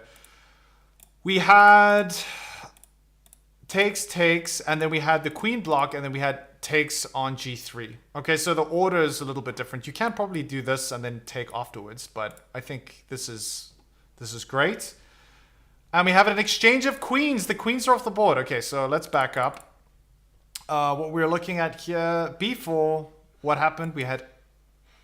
okay, so Carlsen played h4, and then we had this takes, block, takes, an exchange of queens. And now we have the two rooks on the d file. And oh, did I miss something? Hold on. I'm missing moves here. Yes. Okay, I missed one move. All right. Now we have rook to c7. So now Carlsen did have a little bit of an edge. It seems like it's kind of lost a little bit of that edge with the black pieces, but I don't think he cares. And the reason he doesn't care is because things are equal. The queens are off the board.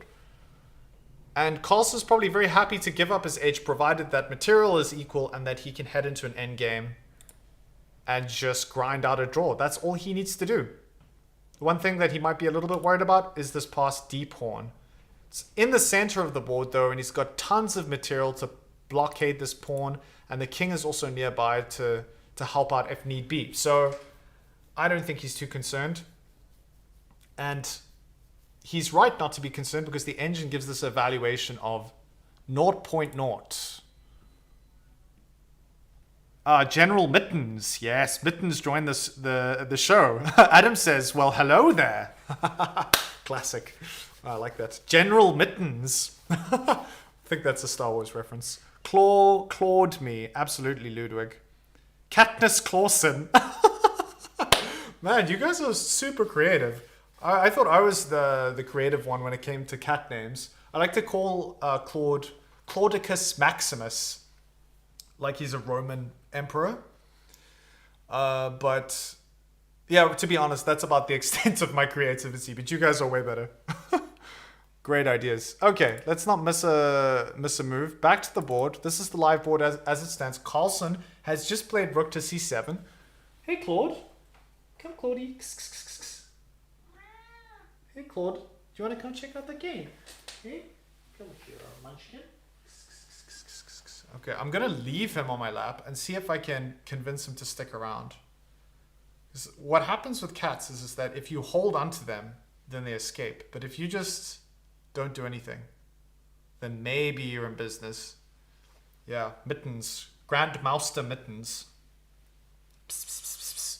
What do you think Magnus should do next? Hey? Do you think he can force a draw? Psst, psst, psst. Sadly, we don't have the technology to see what's inside the mind of a cat. One day. Hey? Ah, he's settling down. Yes. All right. Okay, so as much as hanging out with my cat is a lot of fun. Hey? Psst, psst, psst, psst. I am looking at the chess, and we should probably spend a little bit of time looking at the chess. So what are some ideas here? Rook to Rook to d3 on the first rank to d3. So this is a move. And this is a move that makes a lot of sense if you consider white's position. All of the pawns are on the third rank, and having the rook on the third rank, protecting those pawns, I can see why the engine thinks that rook to d3 is the best move. I don't know if you can say engine thinks. The engine just calculates. It's not thinking. All right, we have a move. We have rook to c5. Okay, so I just realized I'm a move out of position here because now it thinks that it's white to play on my analysis board. So I've obviously done something wrong. Let's back up. Oh, I missed the pawn move. Okay, that's why. All right, so pawn move, and then we had rook to c4, c5. Okay, so now there's a lot of pressure on this pawn, and still, I don't think it's that big of a deal. The only problem now is that before maybe you wanted to push the pawn, and now that's no longer possible, because if you push this pawn, then the bishop is going to be hanging on c4. So you have to be careful of that. And let's see. Rook to d3 is still the move. Rook to d3. Let's follow a couple of lines. Rook to d3 and a5. Bishop to b3 and just stepping back with the bishop. And now you can see all of these pieces are perfectly fine. And they're placed in logical places. And I think, yeah, no big deal. But again, the issue here is that it's not that, oh, okay, it's really hard for white to find a way to keep equal. There's just like white has to find a way to try and win. That's the whole problem here for Abasov. He has to find some way of trying to beat Magnus. And that is going to be the tricky part. Okay, let's take a look. Is the idea of king to c8 applying extra pressure with a king? Yeah, so let's look at this. This is interesting. Bringing the king in. I thought maybe there's something to this. The only problem is here, how does the king get to this pawn? It can't come by these two squares. Maybe it has to come like here, but then you can always just chase it away with a rook. But maybe that's fine. I mean, Carlson just needs a draw. And if he gets the king in... But I mean, I think Abasov is also going to bring his king in. And then Having the king, for example, on e5 looks a little bit scary because you can start pushing these pawns. Or maybe it's better to come in this way because the bishop's over here. So yeah, maybe. Maybe, let's see. King to c8. Hey, king to c8 seems to be the way to go. Let's back up to the position as we see it. Do we have a move? No, we don't. Oh, we do. Okay, a4. a4. And now, king to c8 is the move after a4. One of the moves. Although the engine's suddenly reacting to king to c8 like it's the worst thing it's ever seen. Because of d6 check. Oh, d6 check, of course. Just walking into the firing line. That's weird. Why did it suggest king to... Oh, king to c8, excuse me. I played king to c7. Yeah, king to c7 is a disaster because of the attack and then the discovery on the bishop. You can just pick up the bishop. So, king to d8 and then coming this ways. Or this way. Ah! My arrows. Yeah. Okay, back to the game. Let's see if that's what's on the board. Carlson thinking, if he plays king to c7, that would be the worst move of his life. But if he plays king to c8, he'll be okay.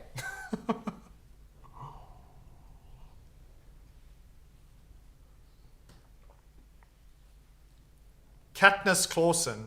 I still like that one. Mittens is the most notorious bot. I almost want to play Mittens. I've never played Mittens. I played a lot of the other bots. Like the easier bots, but I never played Mittens.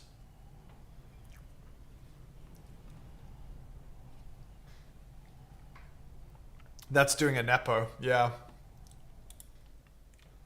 I'm allowed to do a Nepo, but Carlson can't do a Nepo. Okay, so we have now, instead of king to c8, we've got bishop to e8. All right. So, bishop to e8. Attacking the pawn on a4. And now what? Bishop to b3, just stepping back. Not like that. Hold on, let me just keep this reserved for the live moves and then do the analysis where the analysis is supposed to happen. Bishop to b3, defending 2 times. The a4 pawn, the a4 pawn, and now it seems like any of the tactics around the 2 bishops and this discovery that happens when you move this pawn are no longer there. But it still feels a little bit risky moving this bishop forward. And I think the reason why playing bishop to d6 is a little scary is because it seems like maybe, because it's a little closer to the king, black can blockade this pawn and then find a way, possibly.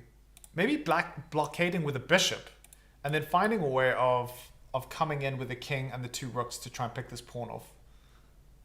Nah, it could be just an outside chance, but you have to calculate all of this if you play d6.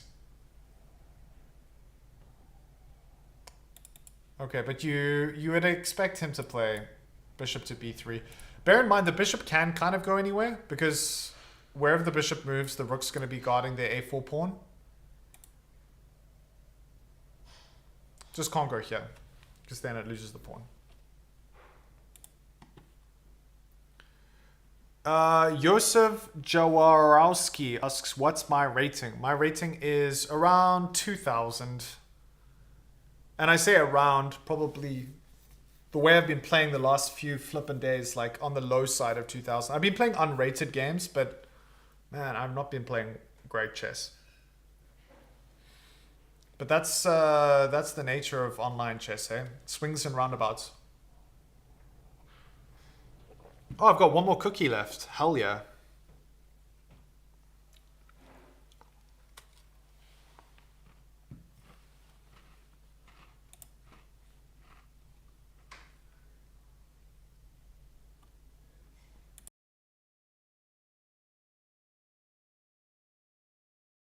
Sorry, I want to turn my microphone off so you guys don't hear me eating a cookie like a complete animal.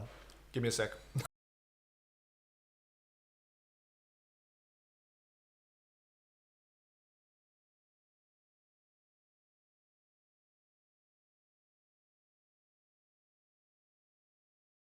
All right. Cookie is done.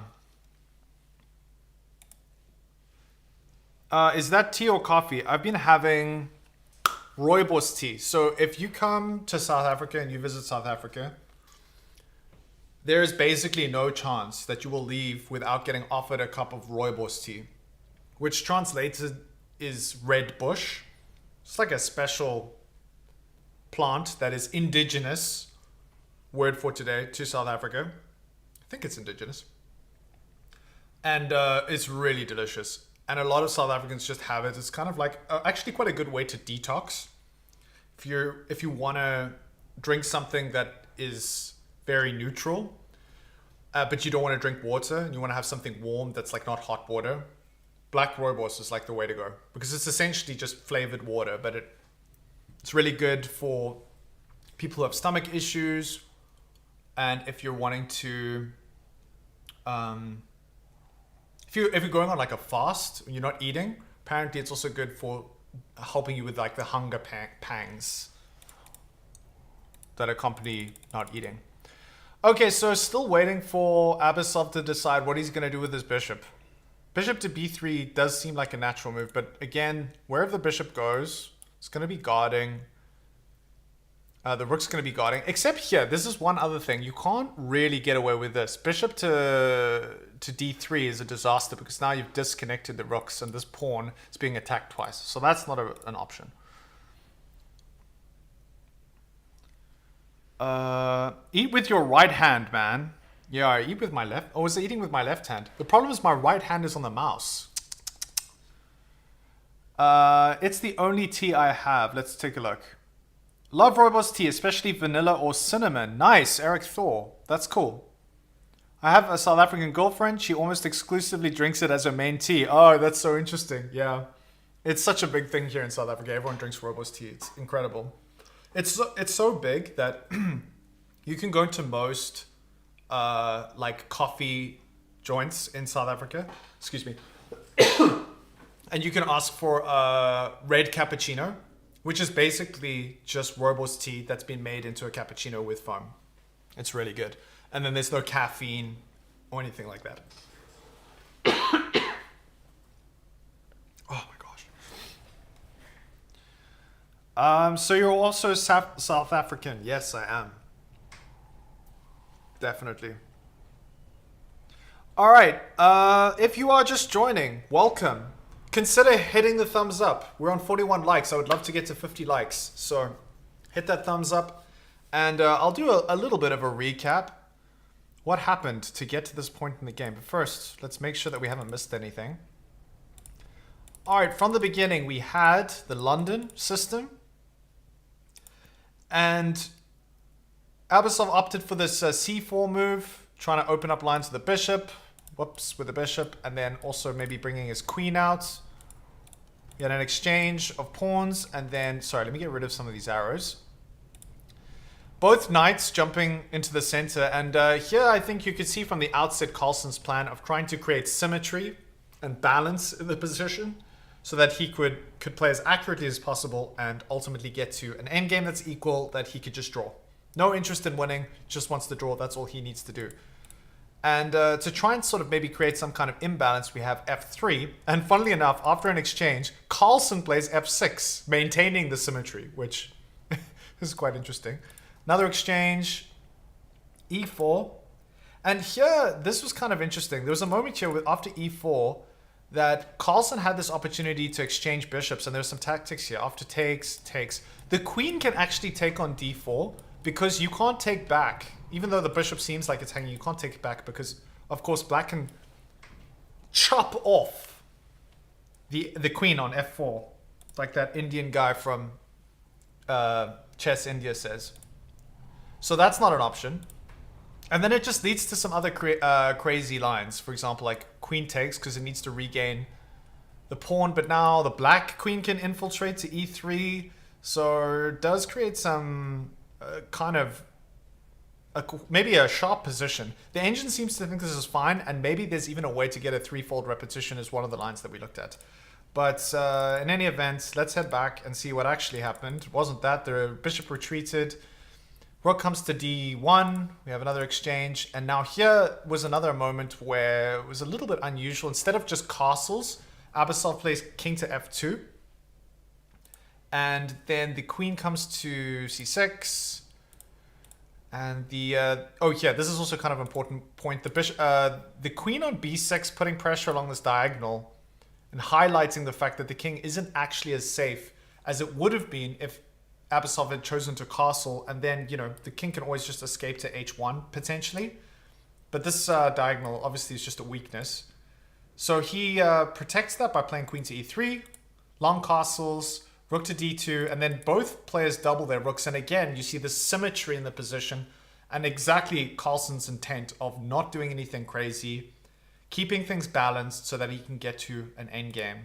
An unremarkable endgame. Except here, he does play c5, which is interesting, after bishop to c4. And Abasov pushes his pawn, exchange of pawns, and then the king tries to get a little bit safer on b8. And we have a3, queen comes in, and then rook to e7. Queen to c3, and now h5, b4. And here, Carlsen trying to get some counterplay and forcing an exchange, which is exactly what happened. And just all the way up to the position. So this is what the position is and as it looks right now. So I think I missed a couple of moves. Let's take a look. Okay, so we had bishop to b3, which is what we expected. Then rook to c3, and now rook to d3. So I think the engine actually preferred to play rook to d3 a little sooner, possibly preventing this infiltration by black. Then exchange of rooks, and now rook to e3. So again, there's not all that much to write home about for either player. But of course, Carlsen doesn't care. He just wants to draw. And Abasov here is really in quite a bit of trouble, considering he has to win this game.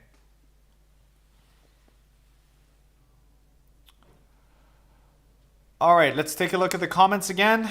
Magnus won or no? No, not yet. But the way this game is going, it's going to look like Magnus is really in the driver's seat. Oh, what about rook to... Rook to e8. Oh, a5 and then rook to e8, sorry. a5 and then this rook to e8. Okay, it has moved quite a lot. Let's back up to the position as it stands. Takes, and then what happened after that? King came out. Was it this? Yeah. Okay, so that is the game as it stands. We've got the analysis board in green, if you're just joining, and the standard board over here. You can see both players with their ratings and the time on the left-hand side. Am I rooting for Carlsen? You know what? I don't know if I would say I'm rooting. Not in this game. I want Abasov to win. He's the underdog, man. He's playing in his hometown in Azerbaijan. I would love to see him pull up an upset and for it to go to a tiebreak tomorrow. But generally, yes, I am a Carlsen fan. And I like watching Carlsen play. He is so impressive and just really fun to watch as well. So, yeah, let's hope that we can see something emerge for Abasov. But I think the only way that's going to happen if Carlsen blunders catastrophically. Otherwise, I think we're really going to be expecting to see a draw. But who knows? Anything is possible. Southwick BV, which country are you from? I am from South Africa. I'm from the mother city in South Africa, which is Cape Town. I have to look for it here. Okay, Eric Thor is telling me about rooibos tea. In Spain, most cafes don't have it. Ah, okay, that's tricky, yeah. I think as soon as you head away from... I think it might be more popular in other African countries. I actually don't know, but I know in South Africa, it's like one of the main drinks that people have, rooibos tea. Not spelt R-O-Y, but R-R-O-I. I'll put it in the chat. R-R-O-I. O-I. Rooibos. That's right, it's Afrikaans. Roy for red, bos for bush. Yeah, try it. It's really good. But I probably go through at least 1 or 2 cups of these a day. And they definitely do the job. It's one of those drinks that you have when you don't want to have too much caffeine. You know, like I've been trying to stick to 1 cup of coffee a day. But you want to drink something hot because in South Africa it's winter now. So you want to have like something that keeps your hands warm. So for me, it's like the way to go. Okay, Keto, you want Carlsen to win. Well, I think you're going to be on the winning side right now because Carlsen is probably not going to win this game, but I suspect that by drawing, well, if he draws, he's going to win basically. So it wouldn't surprise me if Carlsen ended up finishing the match off in this game. But I'm hopeful. All right, let's spend a little bit of time figuring out this position and seeing if we can learn a little bit together. A5, that apparently is White's best way to continue. And then Rook to E8, trying to trade off rooks, but I don't think... I don't think that White wants to do that. Or at least White wants to do it on its own terms by playing Rook to E6. And now if you take, you know, you can take with this pawn, and then at the very least you have quite an advanced pawn on the E file. And maybe there's something to play for, but even here, Engine just thinks that it's super drawish. So, yeah, not all that much to look at here. Rook to E7 check right now. Okay, let's take a look at Rook. Actually, yeah, I thought maybe that was a move, but you just block with a Rook, I assume. Rook to D, yeah, Rook to D7. And now Rook to E1. Oh wait, sorry, Rook to E1. Can't go there because the bishop picks up your Rook. And now what? To B6. Wow, that's interesting. This is like something that I think these top elite grandmasters are finding. That the Engine is just not afraid of just bringing the king out if need be. To check. To A5. Yeah. And now you've just brought the king out and there's no real way of attacking the king on A5 because you've got a light square bishop, and I mean, how are you gonna win? That's the problem that you have to... That's the question that you have to answer if you're playing with the white pieces. How are you going to win this game?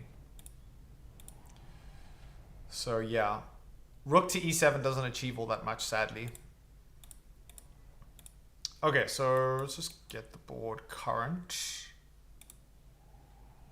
Okay, we've got to move. So... what was the move? Bishop to... And then pushing this pawn. Whoa! What happened there? Oh, the rook needs to be over here. What am I talking about? So this, over here, and then... What was it? Oh, here, and then G5. Okay. So that's things as they stand. So Abasov plays G5. Wow, interesting. G5. Let's take a moment to absorb that. Looks like it's just a hanging pawn. Feels like you can just take. You can take if you're black. Nothing wrong with taking. Grab that pawn. Rook to E5. And I guess there's no way of defending that pawn now. Is that the deal? Takes, Rook to E5, and Bishop to B1. Whoa, Bishop to B1. And now you can just take the pawn that you just gave up a moment ago. But again, it's like, where are you going with this?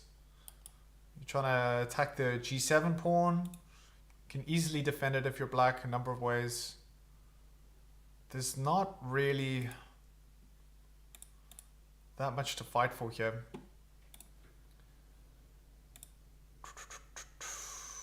But it's crazy. I'm looking at the accuracy that both people have played, and it's 97.4% by Abasov and 97.7% by Carlsen.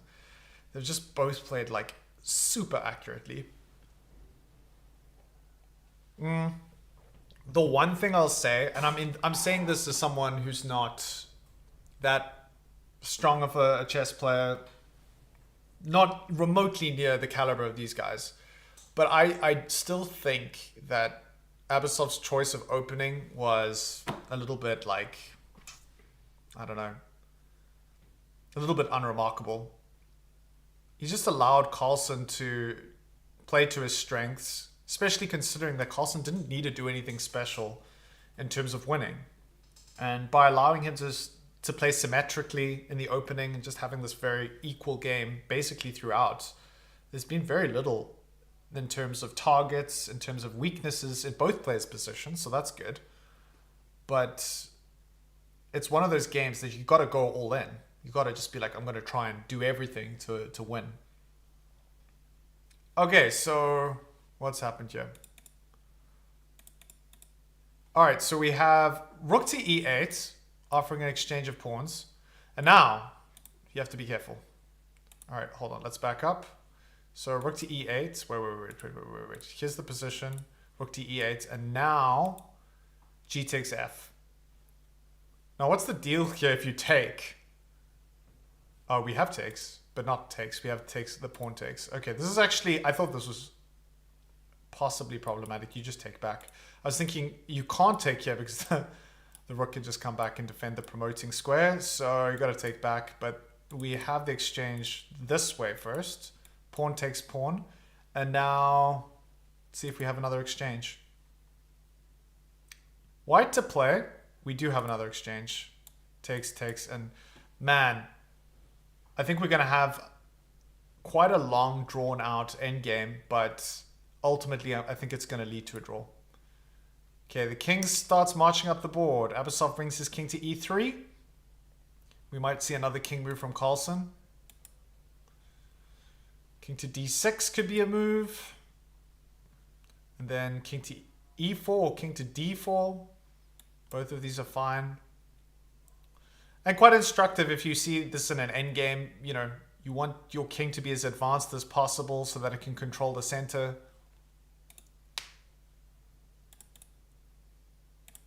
Okay, takes. We have king to e3. All right, back to the chats. Let's take a look. Let's see what I missed. Aaron Falcon says, if a5, isn't there b5 creating a pass pawn?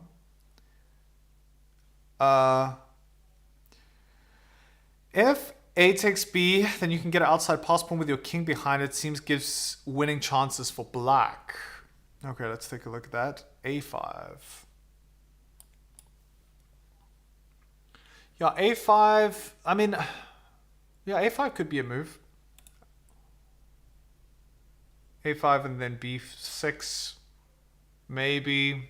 But I prefer just bringing the kings to the center. I would lose this endgame against Magnus. Oh, I am 100% sure most of us would lose this endgame. This must be a draw. Magnus's chances to pressure the left file, though. On the a file. Yeah, so, okay, so we have a5. We have a5. So my idea of bringing the kings to the center, they're not interested in that. Instead, we have a5. Okay, and then at least I'm 50% right. Abasov brings his king to d4. And now, still more or less equal, but I think the engine really likes two moves. King to d6, which makes sense, or h5. Queen, bishop to h5. Okay, so king to d6, and now f4. Yeah, f4. King to d6, f4. Still bishop to h5 is a move.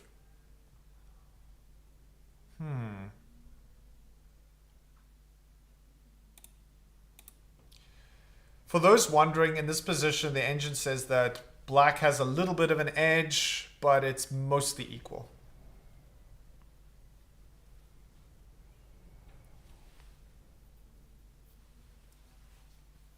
It would be perfectly reasonable if we saw a few more moves. I mean, I don't know. I mean, Abasov's not going to resign, obviously, but they'll probably just accept a draw at some point. I'll be curious to see how long Abasov's going to play this endgame. And considering how equal it is.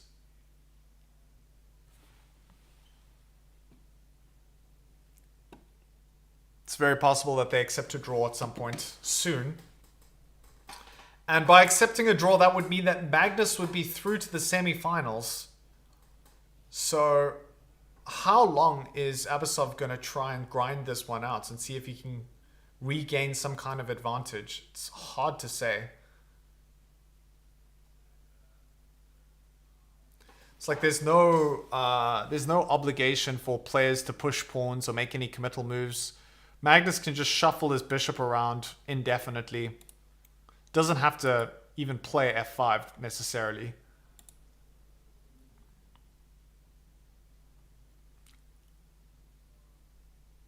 They can just wait around. That's the problem in these kind of positions. When you have bishops and you want to get a draw, you can just move your bishop around like a whole bunch and just wait. And as long as your opponent can't infiltrate, either with a king or with their bishop, which is going to be very hard because you've got two light squared bishops, there's basically not all that much that either player can do to gain an advantage. And if anyone's going to get an advantage, it's going to be Magnus here. So that's the other thing to think about. All right, let's take a look at some of the comments. I'll keep the live board up. All right, do we have a move? Yeah, we had. All right, so we have bishop to h5 and then king to e4. King to e4. Wanting maybe to come to f5. I don't imagine that Carlsen's going to allow that. Bishop to g4 is a move. Bishop to g6 check is a move. You really want to make sure... Okay, let's just set this up. You really want to make sure that white cannot get to the f5 square.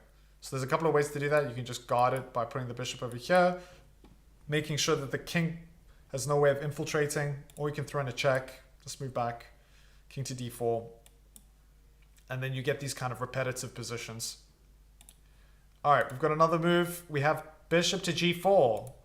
Magnus keeping the king at bay by playing bishop to g4. Sorry, let's back up. And now, I mean, what are you going to do if you're Abasov? What's the plan? You can maybe head this way and try and infiltrate this way. I don't know. Problem is this, once the bishop's here, you can just retreat, just guard the b7 pawn. This bishop's really strong, and this bishop's also doing a pretty important job keeping an eye on the d5 pawn. Is Magnus still the world champion if he wins the World Cup? So, no, because this is the FIDE World Cup, and this is a different tournament. So I think it's a little bit confusing because it has the word world in it.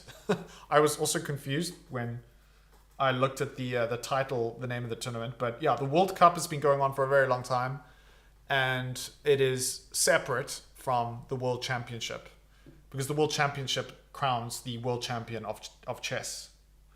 And I don't know what your title is if you're the winner of the World Cup. You are the World Cup winner.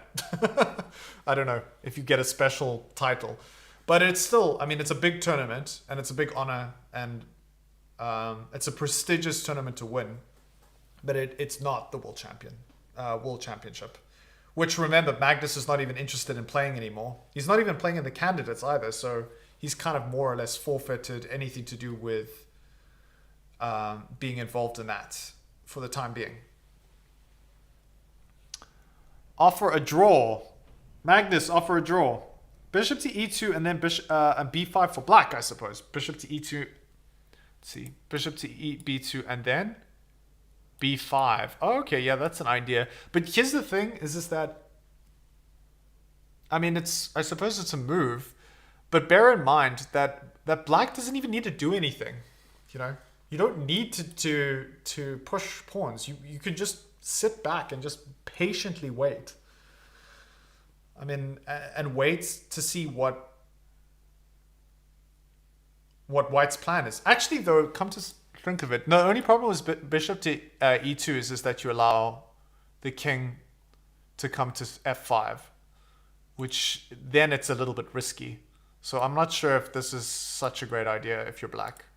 Just want to avoid any counterplay at all. I mean, it's move back, but now it's maybe there's nothing there. Maybe it's actually fine. Yeah.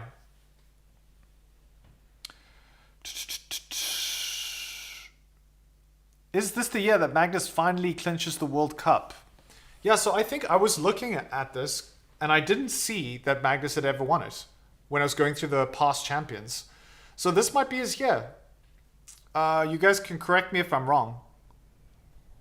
Let me know. Has Magnus already won this tournament? I don't think so. Not from what I could see when I browsed the Wikipedia article.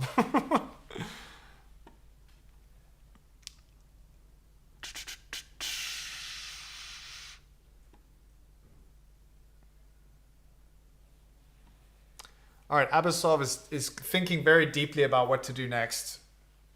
He's really trying to find a way forward here.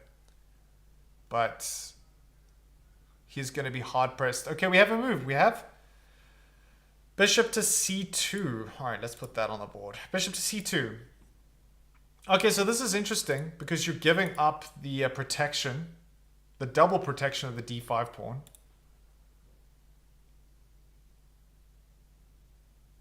And okay, now king to d7. You can actually just move back with the king if you're black. This is not that big of a deal.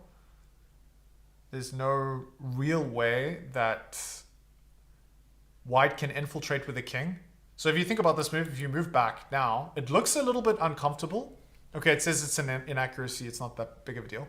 But it looks a little bit uncomfortable stepping back. But how do you make progress with these two pieces? Can't move this pawn. Can't move your king anywhere. Can't move this pawn because you just give it up. I mean, what are you going to do? You kind of just have to move back with your king too. It's very repetitive. All right. But we have another move. So here, the king infiltrates to c5 and then the bishop moves back. This is very, very drawish. Okay, so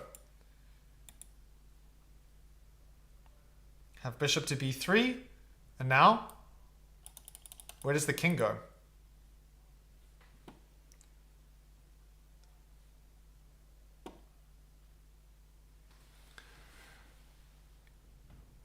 He never made it this far. Okay, thanks Silver Sleazy for giving us the lowdown on that. So yeah, this would be Carlsen's big opportunity to get one more trophy in his cabinet. And by the looks of it right now, things are looking great for him. Can even play king to b4. King to b4. Now his king's like super advanced. Okay, he's given up, protecting this passed pawn, but with the bishop on g4, it's doing a perfectly fine job making sure that this this pawn doesn't get too far.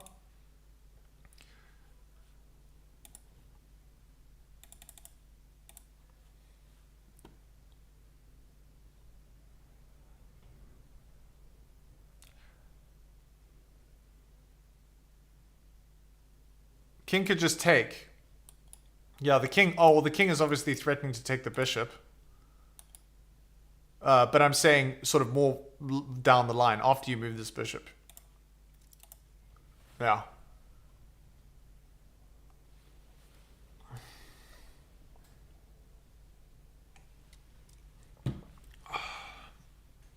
I think really that we're going to start seeing...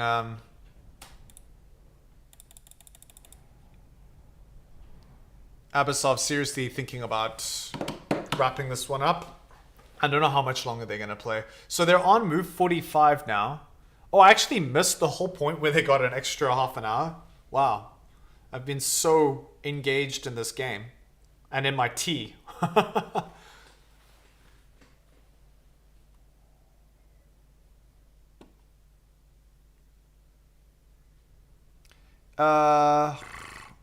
All right, let's take a look at some more comments here. Win the bishop. Bishop to f5. Bishop to f5. Yeah, if the king moves back, that is also... a possibility here. It's just having this bishop would actually be quite lethal on b5 in terms of preventing any progress that white could make, because then you can see like there's no way of infiltrating on this square or this square or this side or this side. It's very, very boring for Abasov to try and I mean, spend all of this like mental energy trying to solve an unsolvable puzzle. That's what's happening right now.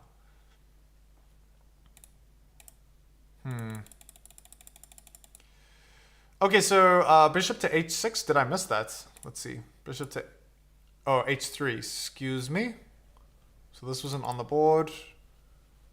We had... Oh, wait, hold on.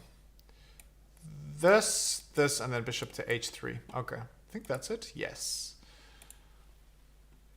Bishop to h3, and now bishop to d1. Bishop to c8. Yeah. Bishop to c2. Bishop to g4. So usually you start seeing these kind of moves. Oh, bishop back to b3. It becomes very bad news in terms of winning prospects. Yeah. It's not always the case. I think in certain situations, I was watching a game by Grandmaster Haman. I think Aman. If you've seen that chess channel, Chess Bra, there's Eric Hansen and then there's Aman. And the two of them stream and they're both like such beasts. They're so good. But there was this one game that I was watching. I think it was a Title Tuesday game. And the game was really, really interesting. Because of the fact that it was a similar situation, except it was like a Zugzwang situation that if one player moved first, then they lost. And Aman figured out this incredibly complicated way of moving the bishop like one time more than necessary to force his opponent to move. And he won that way, which I found absolutely fascinating. But I don't think this is one of those situations.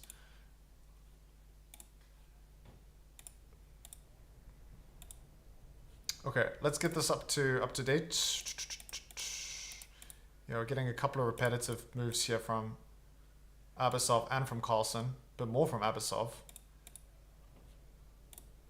Okay, let's back up. So we had this, and then we had bishop to c2.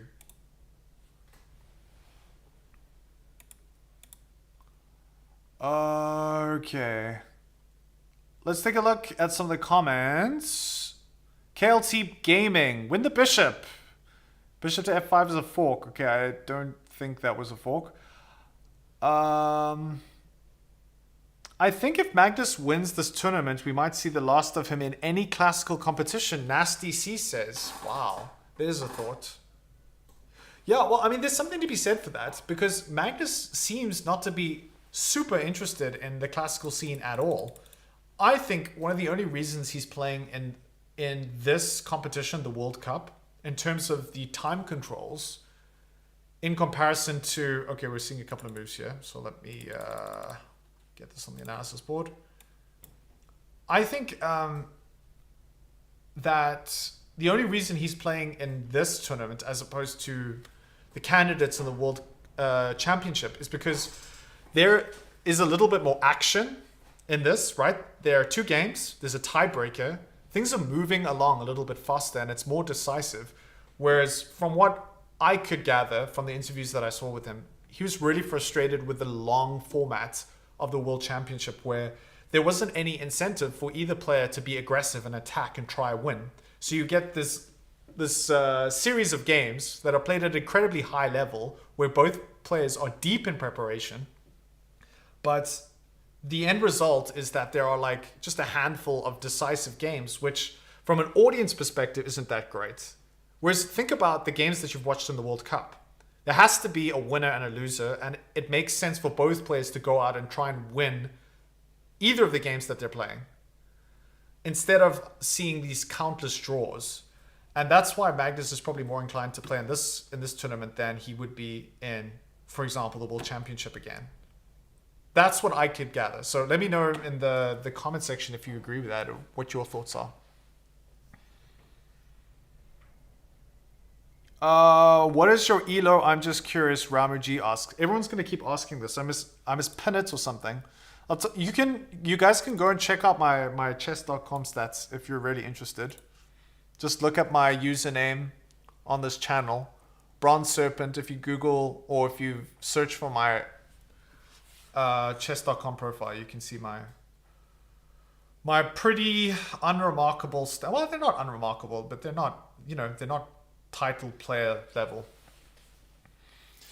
But yeah, I'm here to enjoy the chess, have fun. Although I have to say Abasov is probably not having that much fun right now, considering that this game is looking like a very, very clear draw. Is threatening king to b4 now? Is this possible? No, maybe not, because this pass pawn, maybe this is a little bit of a threat. I don't know if you can do this. I don't think this is possible. Let's say you just move back. Do you allow the king to come in? I don't think this is a move, because you can't actually take here. I don't think this works. Takes, takes, takes. And now you might be a little bit too late to get back. Yeah, not good. So that's not an option. But it doesn't matter. Carlsen doesn't need to do anything special. He doesn't need to win a pawn. He just needs to hang around and just wait. All right, we have another move. Bishop to d1. So that was the waiting move that I thought was fine. maybe Carlsen will play king to b4. Nope. King to c4. King to c4.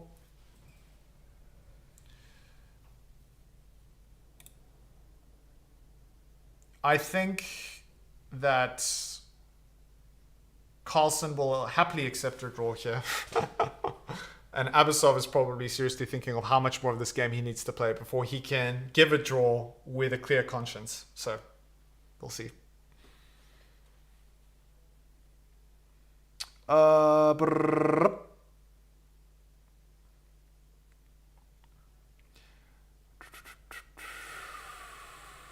Viewer games after the game finishes, or at least viewer challenges. Yeah, maybe, Aaron. I don't know if I'm going to do that today, but at some point, I promise I will live stream. I will play, and you guys can watch me make some crazy moves. The nice thing about watching me play is that more than likely I won't draw, and you'll definitely watch me make some brilliancies and definitely watch me hang some pieces. So it'll be exciting at the very least. Just waiting for someone to offer. Yes, I am from South Africa. I'm from beautiful Cape Town, South Africa. Come visit. I'd love to show you around. Okay, we have bishop to e2. With check. Bishop to e2 check. King to c5. Bishop to d1. King to d6. Oh, actually, I wonder if you can just move back. Yeah. Yada. This would be a hilarious way to draw. Maybe not that hilarious, but it would be one way to draw.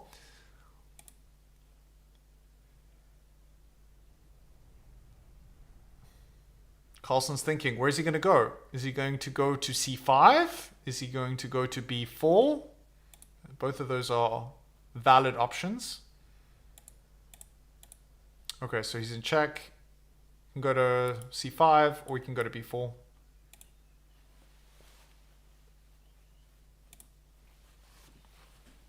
What if king to b4? King to b4, let's take a look. King to b4. Ah, now king to d4. Oh, I think, yeah, this is important that black... I mean, it's not that big of a deal. It's not suddenly black's winning, but white's winning. It just means that you don't want to give up the center. By having the king either on c4, on at least c5, then you prevent this king from coming back to d4. But it's not a big deal. Even if you give up the d4 square, it's not not that big of a deal. I'm wondering now, from Carlsen's perspective, like, how much is he thinking, like, oh, I don't want to draw. Like, I want to actually win this position because I think I can win here. Like, how much is that entering into his mind? I don't think that much because he has, like, a tiny edge here. All right, he moves back to c5 and we have bishop to d1.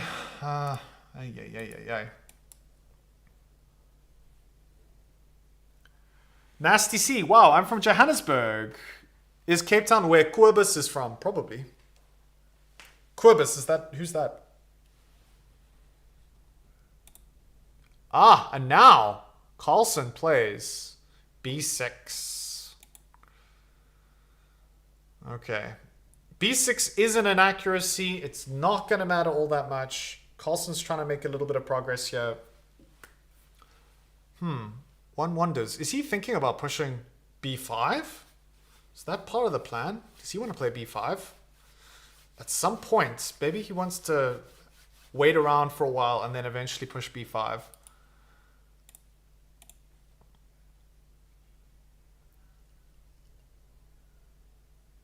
Bishop to c2.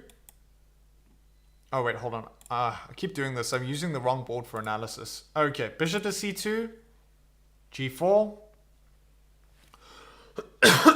Sorry, bishop to g4. Bishop to b3. King to b4. Bishop to c2. And then probably at some point he still wants to just push this pawn and simplify further. Now I think it matters less apparently about this pass pawn, especially with the bishop on g4. Just guarding any intentions that this d pawn might have. Yeah. What about, why not b5? Yes, okay, so I just looked at that. But I think b5... Okay, I didn't look at b5 yet. Oh, hold on. Let me just get this up to date.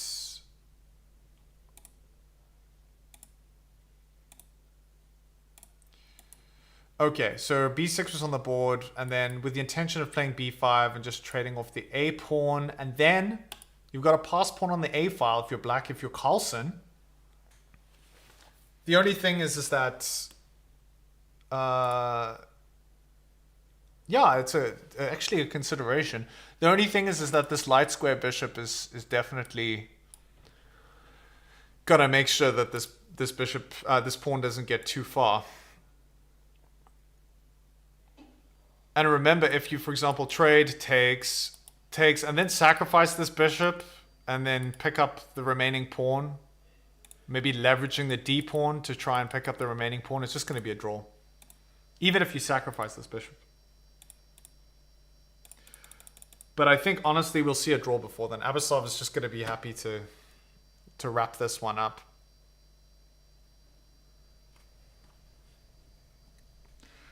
What about king to b4? Yeah, so I think king to b4 is a perfectly fine idea. And then if you're Carlsen, king to b4, preparing b5, trying to trade off these pawns, and then looking to advance this past a pawn.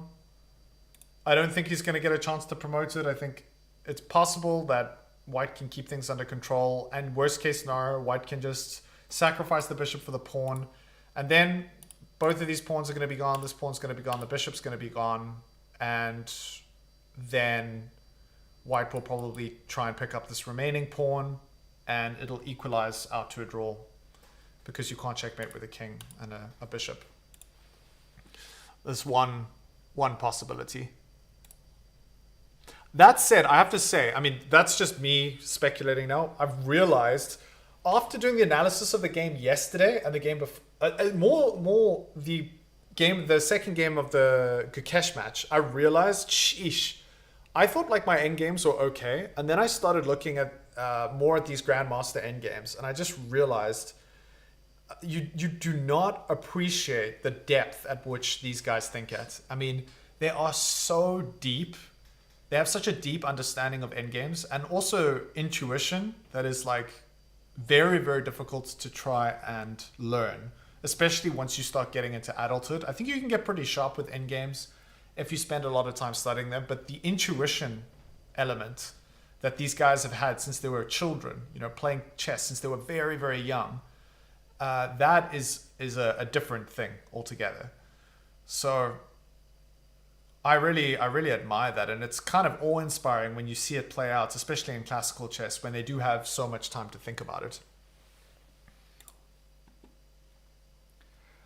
All right, let's see. Why not b5? We looked at b5. Does pawn to f6 work here? Was that a long time ago? Because there's a pawn on f6 right now. Or did you mean f5? Trying to push this pawn. I think the problem with pushing this pawn is that at some point it would be nice if the white king could infiltrate via f5. And by putting the pawn on f5, these two squares are already out of commission now. The only way that you'd be able to infiltrate is via f5 if, and it's a big if the bishop is no longer along this diagonal. Okay, we have bishop to c2 for like the millionth time. Bishop to c2. Now, do you think maybe here, king to b4, or just immediately b5 is an option? Bishop to g4.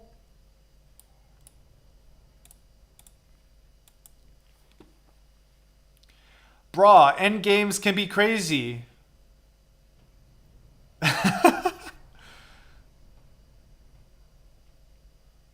Man, the comments are hilarious. I'm enjoying your comments, guys.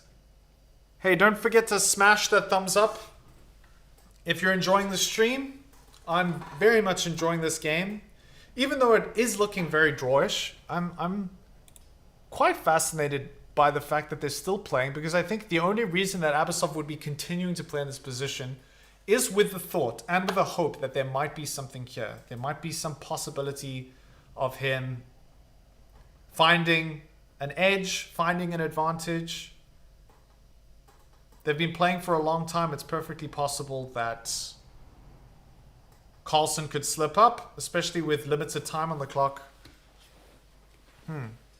One thing you have to be careful here, this is also like I wonder if you move back here and you make the wrong move. Well, I guess there's no way of making the wrong move. Or I suppose the worst possible thing you could do here is like bishop to b1.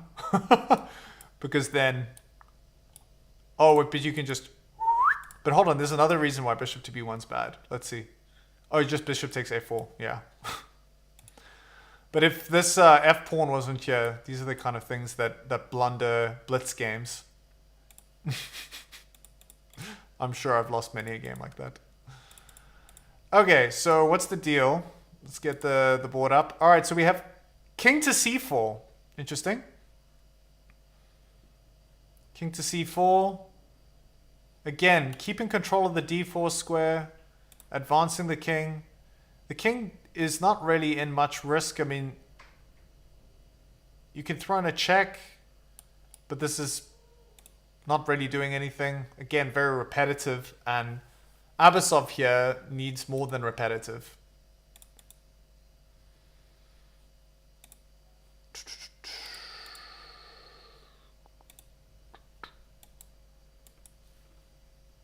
This is the position as it stands right now. Oh, hold on. No, there's a difference. Is there no difference? Oh, yeah. I'm just missing this move, which I forgot to play earlier. Okay, so now it's white to play, Abasov to play. And in this incredibly equal position, Carlsen has really been able to have his way in this game. From the very beginning, we had the London system, and Carlsen opted for a very symmetrical structure out of the opening, into the middle game, into the end game.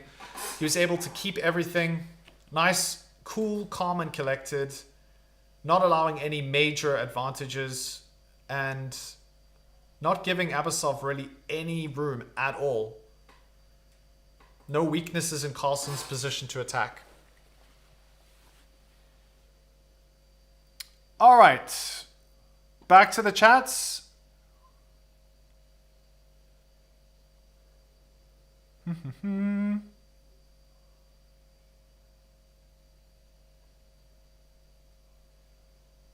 It seems like kids have better intuition. Yeah. You know what I actually watched? I watched another Title Tuesday with what's his name? Eric Hansen. Grandmaster Eric Hansen. And he was playing that Tani kid. I think he's in New York. I don't know how old he is. He's like 11 or 12 years old. I think he's going to be like the next big thing, apparently. But I was watching a blitz game between the two of them, and he totally outplayed Eric Hansen. And Eric Hansen is like such a solid grandmaster, especially in blitz chess. And for him to lose, I was like, wow, this kid is so sharp. I think maybe he's a bit older now. Maybe he's 13. But it does show you that once you get to that point, you know, your brain is working so quickly. And if you have that skill and you're like a child prodigy, you don't need to think. You just see the moves. You see what is best. And the calculating aspect is obviously less important when you're playing blitz chess. But in classical, it's like quite the opposite. You know, you need to spend as much time as possible calculating in depth to make sure that there aren't going to be any monsters hiding in the shadows. And you need to find that out before you arrive at a position. All right, so the ball is in Carlsen's court with the black pieces. He's in check. Needs to think where he's going to move his king. He can move his king back, or he can move his king to b4. King to b4 is actually the recommended move by the engine. Check, king to b4. And now just bishop to c2 again. And now we are getting a little bit much in terms of repetition. The king can just come back. Or the king can actually come to c3 now. And now bishop to d1. King to c4. Bishop to c2. So still very, very repetitive in nature, this position. Which makes sense. But Carlsen's still spending a lot of time thinking, making sure that he's not going to misstep with placing the black king, say for example on c3, or maybe calculating the differences between these moves.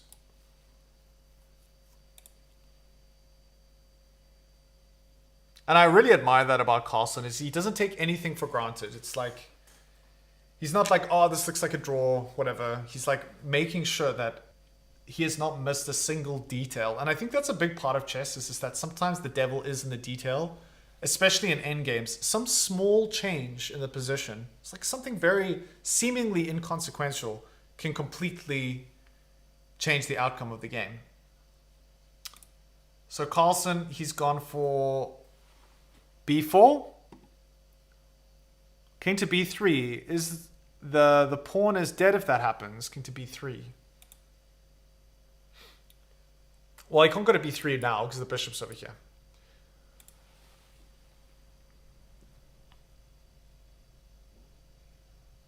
If the bishop wasn't here, then maybe, but I think more than likely the bishop is always going to be trying to protect this a4 pawn. So what we looked at earlier is what about takes, takes. So let's just look at that. For example, you do something like f5. And what happens if you take here? Takes. Now white is like super ahead. Because if you take back, this pass pawn on the d file is just promoting and you're not in time. So you can't do that. So even though you're attacking this pawn twice and it's only being defended once, the nature of the position is such that if you take back with the king, then the king is out of position. And the bishop, which is also doing kind of an important job, keeping an eye on any advancing that this pawn makes, is no longer there. So yeah, that's not an option.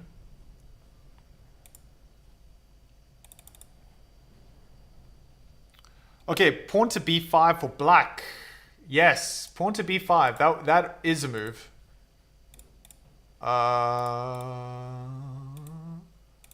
Okay, but now it's white to move. So, but pawn to b5 for black is definitely a move. The one thing we said about this is that after, for example, takes, now you have this pass pawn, takes, or you can take with the king. You have this pass pawn on the A file, and Magnus is going to do everything he can to try and promote this pawn. But the one thing is that if you sacrifice the bishop and you're white, and you can find a way to pick up this pawn, it's a draw, right? Because now both of these pawns are gone. This pawn's gone. And you can't checkmate with just the bishop. The bishop's going to pick up the remaining pawns probably, and it's going to be a draw. But that's not good enough for Abasov. He needs to win. So, I mean, it's possible that it goes that way. I think Carlsen might want to play b5 for that exact reason, is because it could, under the right conditions, force the draw. And maybe he's just spending a little bit of time shuffling pieces around to wait for the right time to push that b pawn.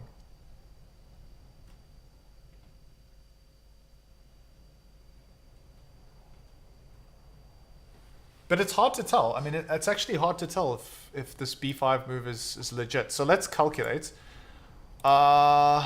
We had check. We've had quite a few checks. So now bishop moves back. And I think Carlsen is the fact that he's moving as fast as he is indicative of the fact that maybe he thinks, dude, this is a draw.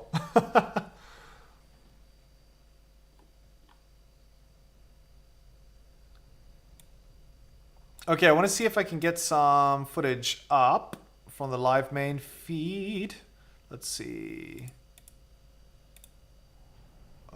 Oh wait, did I close it now? Oh shucks, I hope not. Oh wait, this isn't live anymore. That's a problem. Okay, I'm gonna try and get some footage up and running in the top right hand corner. This is live. Carlsen, Abasov in the top right hand corner. And now we'll be able to see both players. Sorry, there might be a little bit of lag. I'm noticing a bit of lag. Is that my computer? Might be my computer a little bit. I think it's probably a little hot. Oh, wait. Hold on. Why is this freaking out? Okay, let me just... Oh, it might be my internet. Hold on. I think my internet is a little dodgy. How's the stream? Is it laggy? I don't think so. Okay, this looks like everything is back up and running smoothly. Let me know what your user experience is like. If it's laggy, let me know. Okay, so back to the game. Wow, all right, we have a move.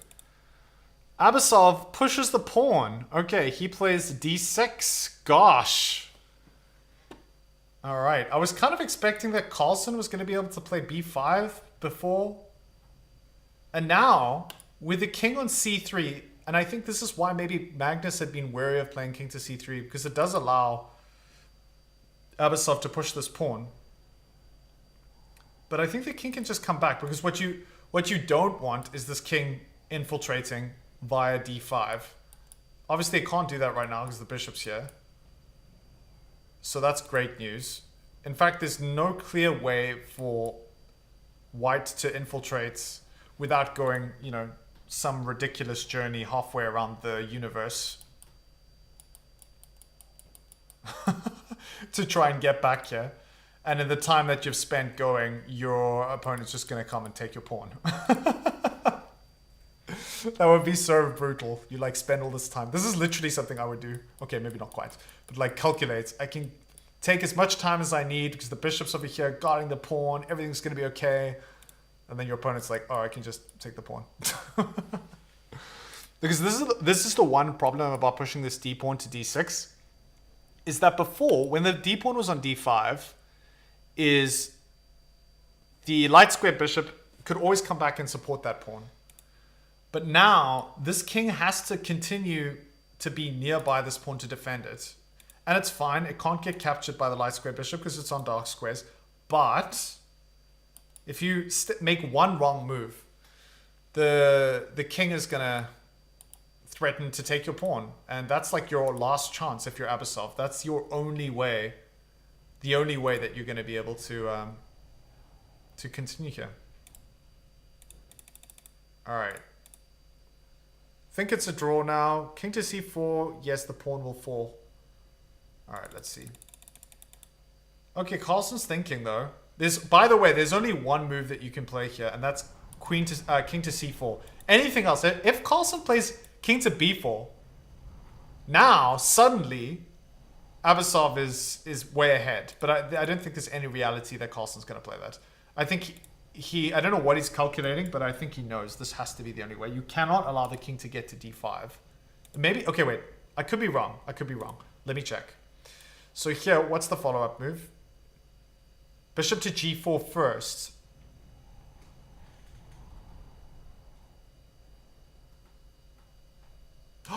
Bishop to g4. Okay, guys, we got the cool move here. I see it. All right, bishop to g4. I think I see it. Bishop to g4. Bishop takes d7. Bishop takes d7. Now, hold on. What's the deal here? Bishop to d7 takes. If you take bishop f5. Okay, yeah, there's the line. All right, let's set this up, and then we can use the cool sunglasses because it's a cool move. But first, let's make sure that we're seeing everything clearly. This is the position as it stands. Hold on, I need to go to the moment that we had. Okay. Duh. And then we had this, and now it is Carlsen to play. So now, this is where things get interesting. We have this move. Carlsen plays over here, and you play bishop to g4. All right, let's do that. All right, guys, we're gonna get the cool sunglasses out because we've got a cool move here. All right, king to c4, and if you take here, ay ay ay ay ay ay ay. Uh-oh, you're in trouble. You're in trouble. This pawn is going to get promoted, and you, if you're playing with the black pieces, you're going to be crying. You're going to be devastated. Because there's no way to prevent this from getting promoted. You've just locked the bishop in prison. And by the time the bishop escapes, it's too late. For example, whatever. Yeah. I mean, it doesn't matter what you do. There's no way of preventing this pawn from getting promoted. So I think maybe Carlsen is calculating the very cool looking move, bishop sacrifice. I mean, how many times in an endgame are you going to see with like very few pieces on the board, a bishop sacrifice? Okay, this might be one of the cases where it makes sense because of the fact the pawn is so close to promoting. But you got to admit, it still looks pretty cool. All right, back to the game. We have this on the board. Oh my gosh. Abasov is taking on the cool glasses.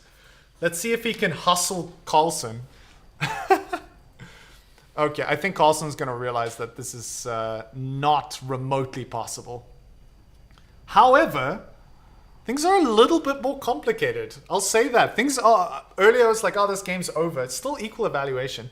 But things are a little bit more complicated now. And I think I have to give Abasov a lot of credit here because it would have been very easy just to give up the ghost. But he has found some fantastic moves here. I mean, this is really fascinating. What about this? Okay. To maintain smooth streaming.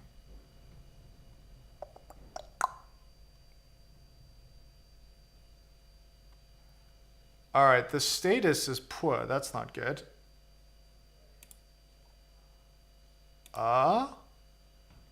Is not receiving enough video to maintain smooth streaming. Alright, there's going to be some buffering. Okay, folks, let me know in the comments, is the stream okay? Because the stream status says poor, which I'm a little concerned about. So let me know what the stream looks like from your perspective. I'm getting a little bit of feedback from YouTube saying that things are a little dodgy. Okay, he moved. So we have check on c6. All right, we have check on c6. Carlsen's not a complete noob, so he's not going to take the bishop. Although I know that in a blitz game, I wouldn't even thought. I would just immediately take that bishop, and then the bishop gets locked in prison after f5. Quality is fine for me. Okay, that's good. Thanks, Nickabrick. I appreciate your comments. Fine here. Thanks, Eric. Champion. Okay, so we have check, and now only move king to e3. Okay, there's not an only move. You can play king to f5. I would have played king to f5. The only problem here is, I wonder here, you can't go check again. You can't go check, right? But you're giving up the pawn. That's the problem with king to f5. But I guess you're giving up that pawn either way. Is that how it works? You give up this pawn, but now you get the f4 pawn that's going to take its place. I don't know. This is tricky. You can't throw in check because the same problem. Here. Let's just pull this up. I keep doing the wrong analysis board. Okay, so we had this. This is the actual game. And we had check. And now Carlsen's deciding, is he going to play... I mean, Abasov is deciding, is he going to play king to e3 or is he going to push his king forward to f5? Now, if he plays king to f5 and you throw in another check, you can actually take on f6 because the same tactic. You can play f5 and now you're still threatening to promote the pawn. So that's not an option, but you, of course, you don't have to throw this check in. You can play king to d5, which is safe. Picking up this pawn, you're going to pick up this pawn, and now you're kind of swapping this passed pawn for this passed pawn. But the difference in this position is that it's still equal because of the fact that black has these two pawns over here on the A and B file. Yeah, so Carlsen waiting on Abasov to decide if he's going to play king to e3 or if he's going to play king to f5. Both are more or less fine. Okay, king to e3 is the move on the board. And now Carlsen can play bishop takes a4. All right, which he does. He doesn't wait. All right, let's back up. Check and takes on a4. Takes. And now, oh, wow, Carlsen. Okay, so we have d7, takes and takes. And now this Carlsen has calculated all of this. I think we're going to see a draw now. I think this might be the end. And you might be saying, well, Abasov has a bishop and a pawn, and Carlsen has 3 pawns. But critically, 2 of these are connected pawns. And at some point, and also, this pawn is on the dark squares and cannot be captured by the light square bishop. And it's blockading the f pawn that you would want to run up the board and promote. And while you're going to spend this time with the white king trying to snap off the f6 pawn, as you can see, these pawns are running down the board and they're going to promote. And Engine seems to think that at some point when you sacrifice the bishop, this position is completely equal. So we'll see.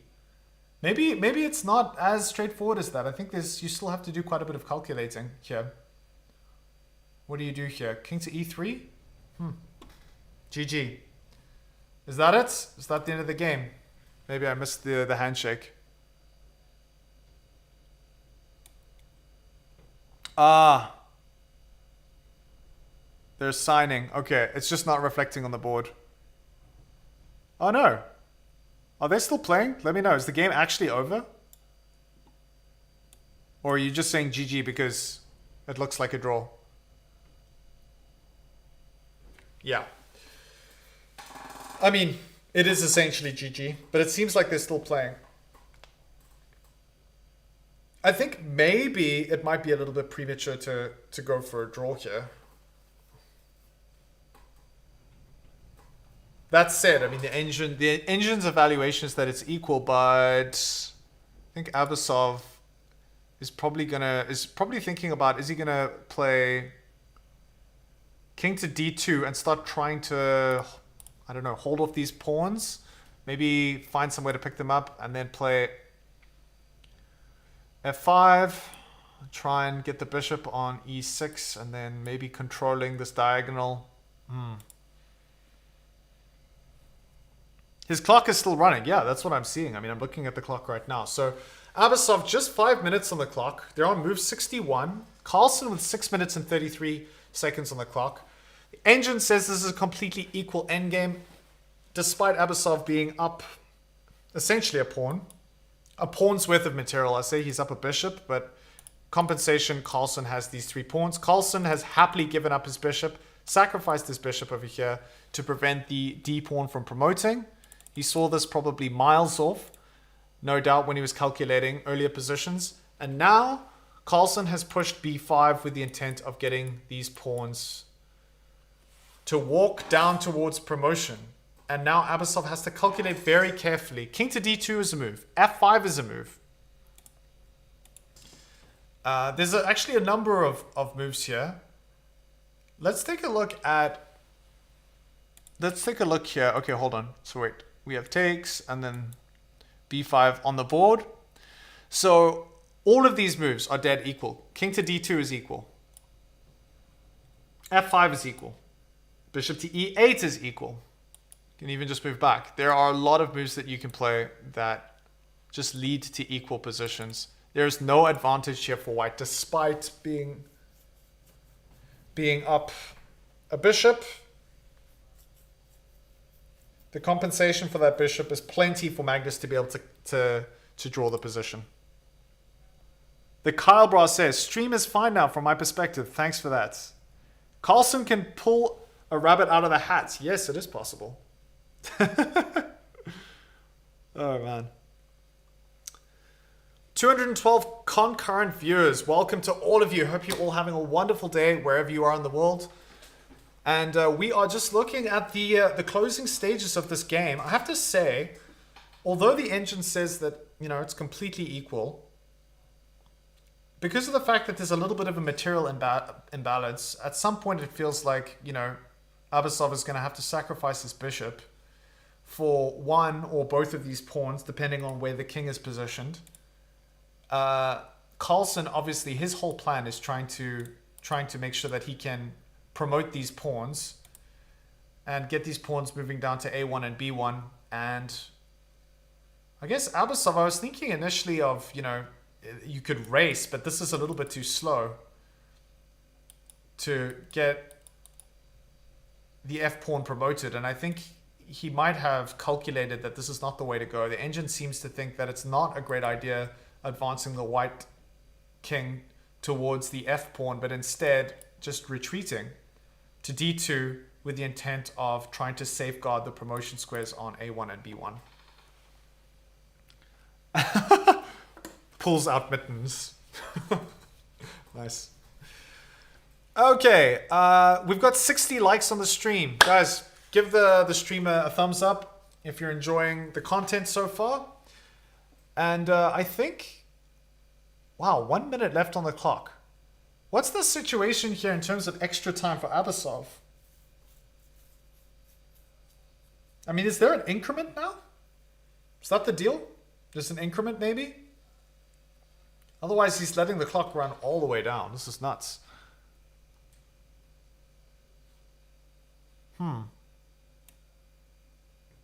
Okay, the feed here. Let's just head back to the feed. It could be that I am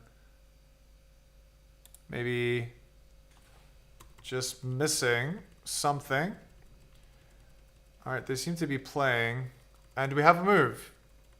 Yes, we do. No, we don't. Still waiting.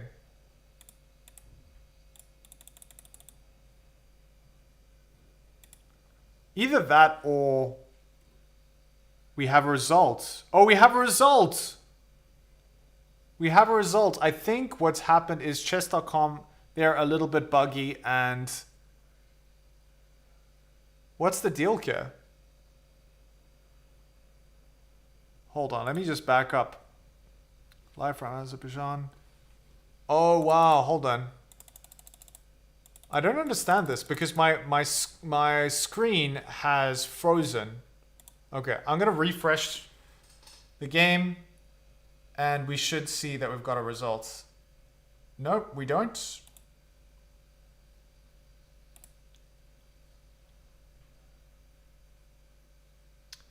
So it seems that... Oh, here we go. Okay, it's updated. So I think the problem, if you're watching at home, is that the clocks, they didn't update on chess.com's website. And that's why we were watching the clock go down. And it looks like Abasov's about to run out of time and flag. But in reality, they had already added the time, and then chess.com on their servers were a little bit late to update. So let me do this. I'm going to quickly change the background so that we have the consistent board, and then we are going to carry on watching the game. So what is it? Alpha, I believe? Not green, I want alpha. Let me get that up and running. Man, we can experiment with all different types of boards, but I want it to be the same. Bases, sorry. It's not alpha, it's bases. There we go. All right, so that should change pretty quickly, and there we go. Okay, all good. Sorry about that.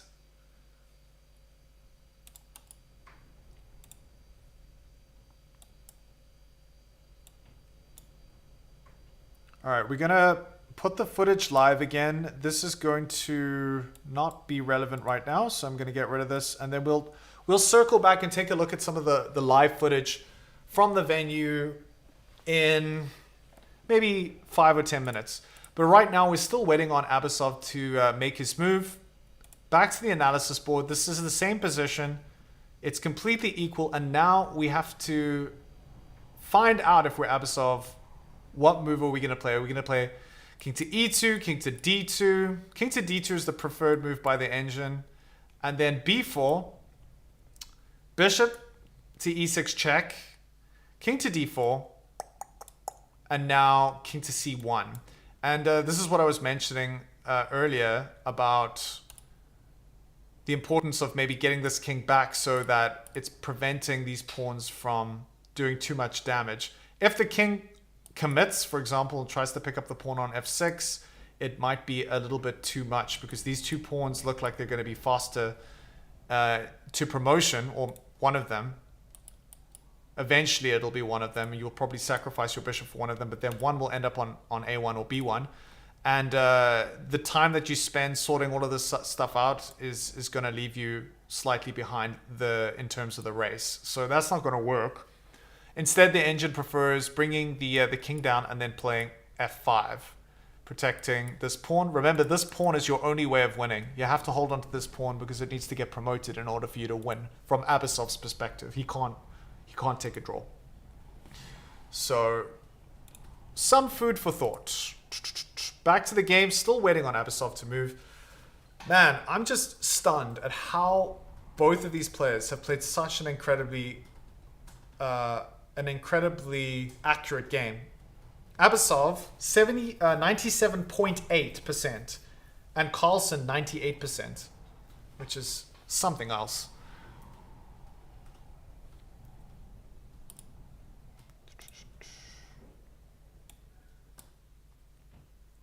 All right, they got an extra 30 minutes. Awesome, on 66 likes. Outstanding.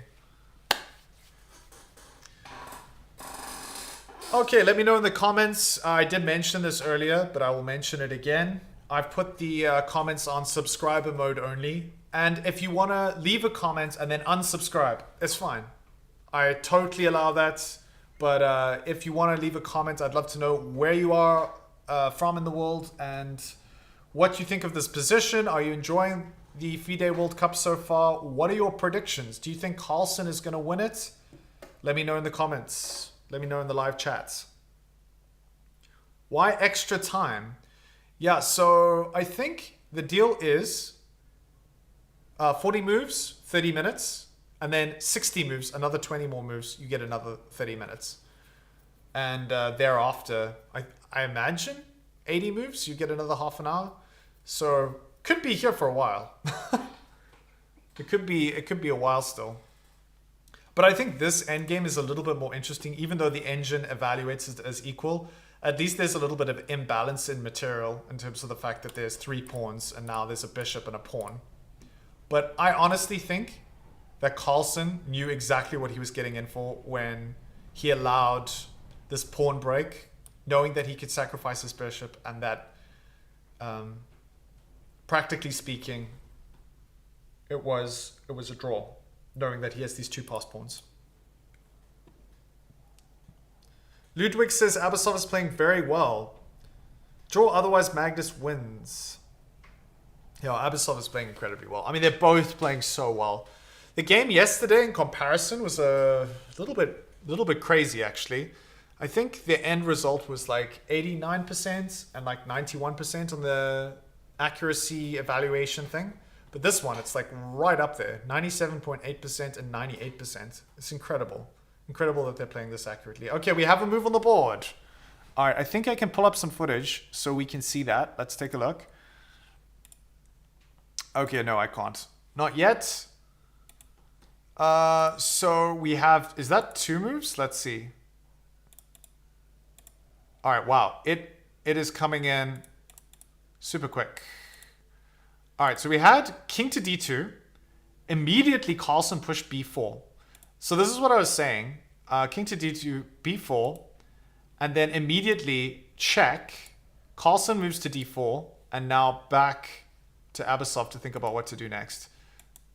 And Abasov has played very quickly. He has played f5, which is what we expected. And now a4. Wow.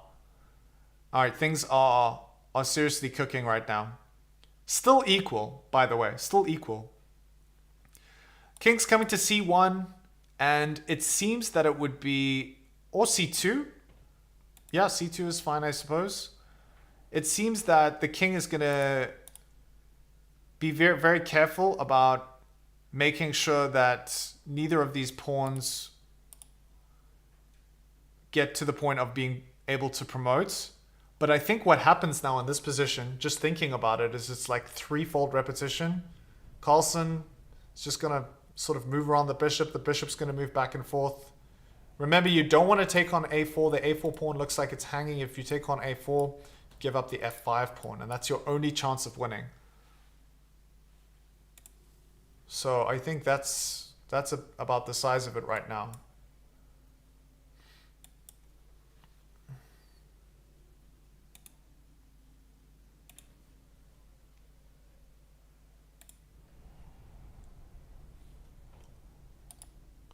Okay, the king comes back.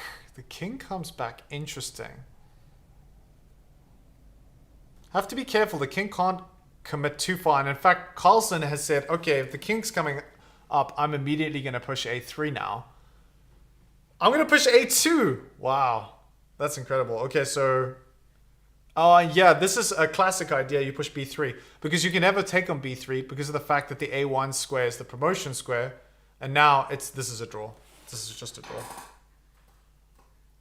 A lot of back and forth thing, but this is just a draw. Yeah, okay. So there you have it.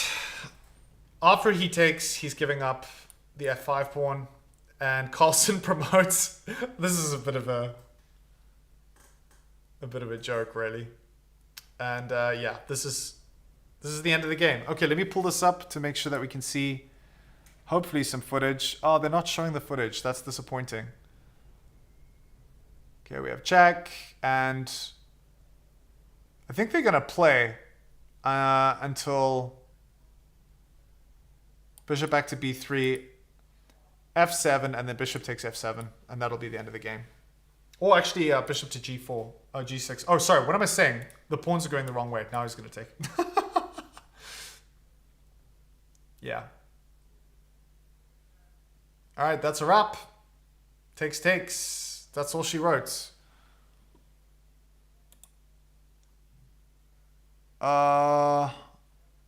Yeah. Okay, I don't know why they're not showing the live board, but this is a draw. And that means that Carlsen is going to go through and Abasov is going to not go through. He is going home, sadly. But fortunately for him, Abasov is going home, which is not that far away because he lives in Azerbaijan. We have a draw, and well done to Nijat Abasov. He's played incredibly well.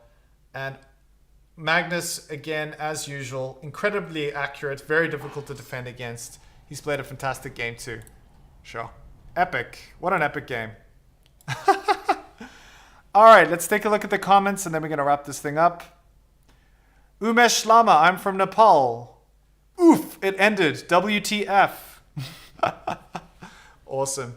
Guys and girls, it's great to have all of you on the stream. I'm going to wrap it up, but someone suggested watching some live Blitz games. I'm not going to bore you too much with my Blitz games, but at some point in the future, I probably will be live streaming on this channel, and I will be playing some fun games. I'd love to play against you. So if you're interested in playing against me and just messing around on stream and having a good time, you can add me on chess.com. I am under the username Bronze Serpent.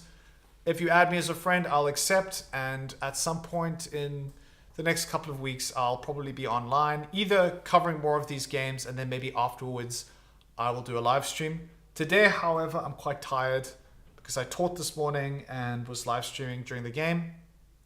So as you can see by the fact that I missed the fact that pawns are going the right way, the wrong way, my brain is a little bit frazzled right now. I'm going to take a breather. Hope you have a wonderful day. And in case I don't see you, good afternoon, good evening, and good night. Bye, everyone. I'll see you guys all soon. Cheers, everyone.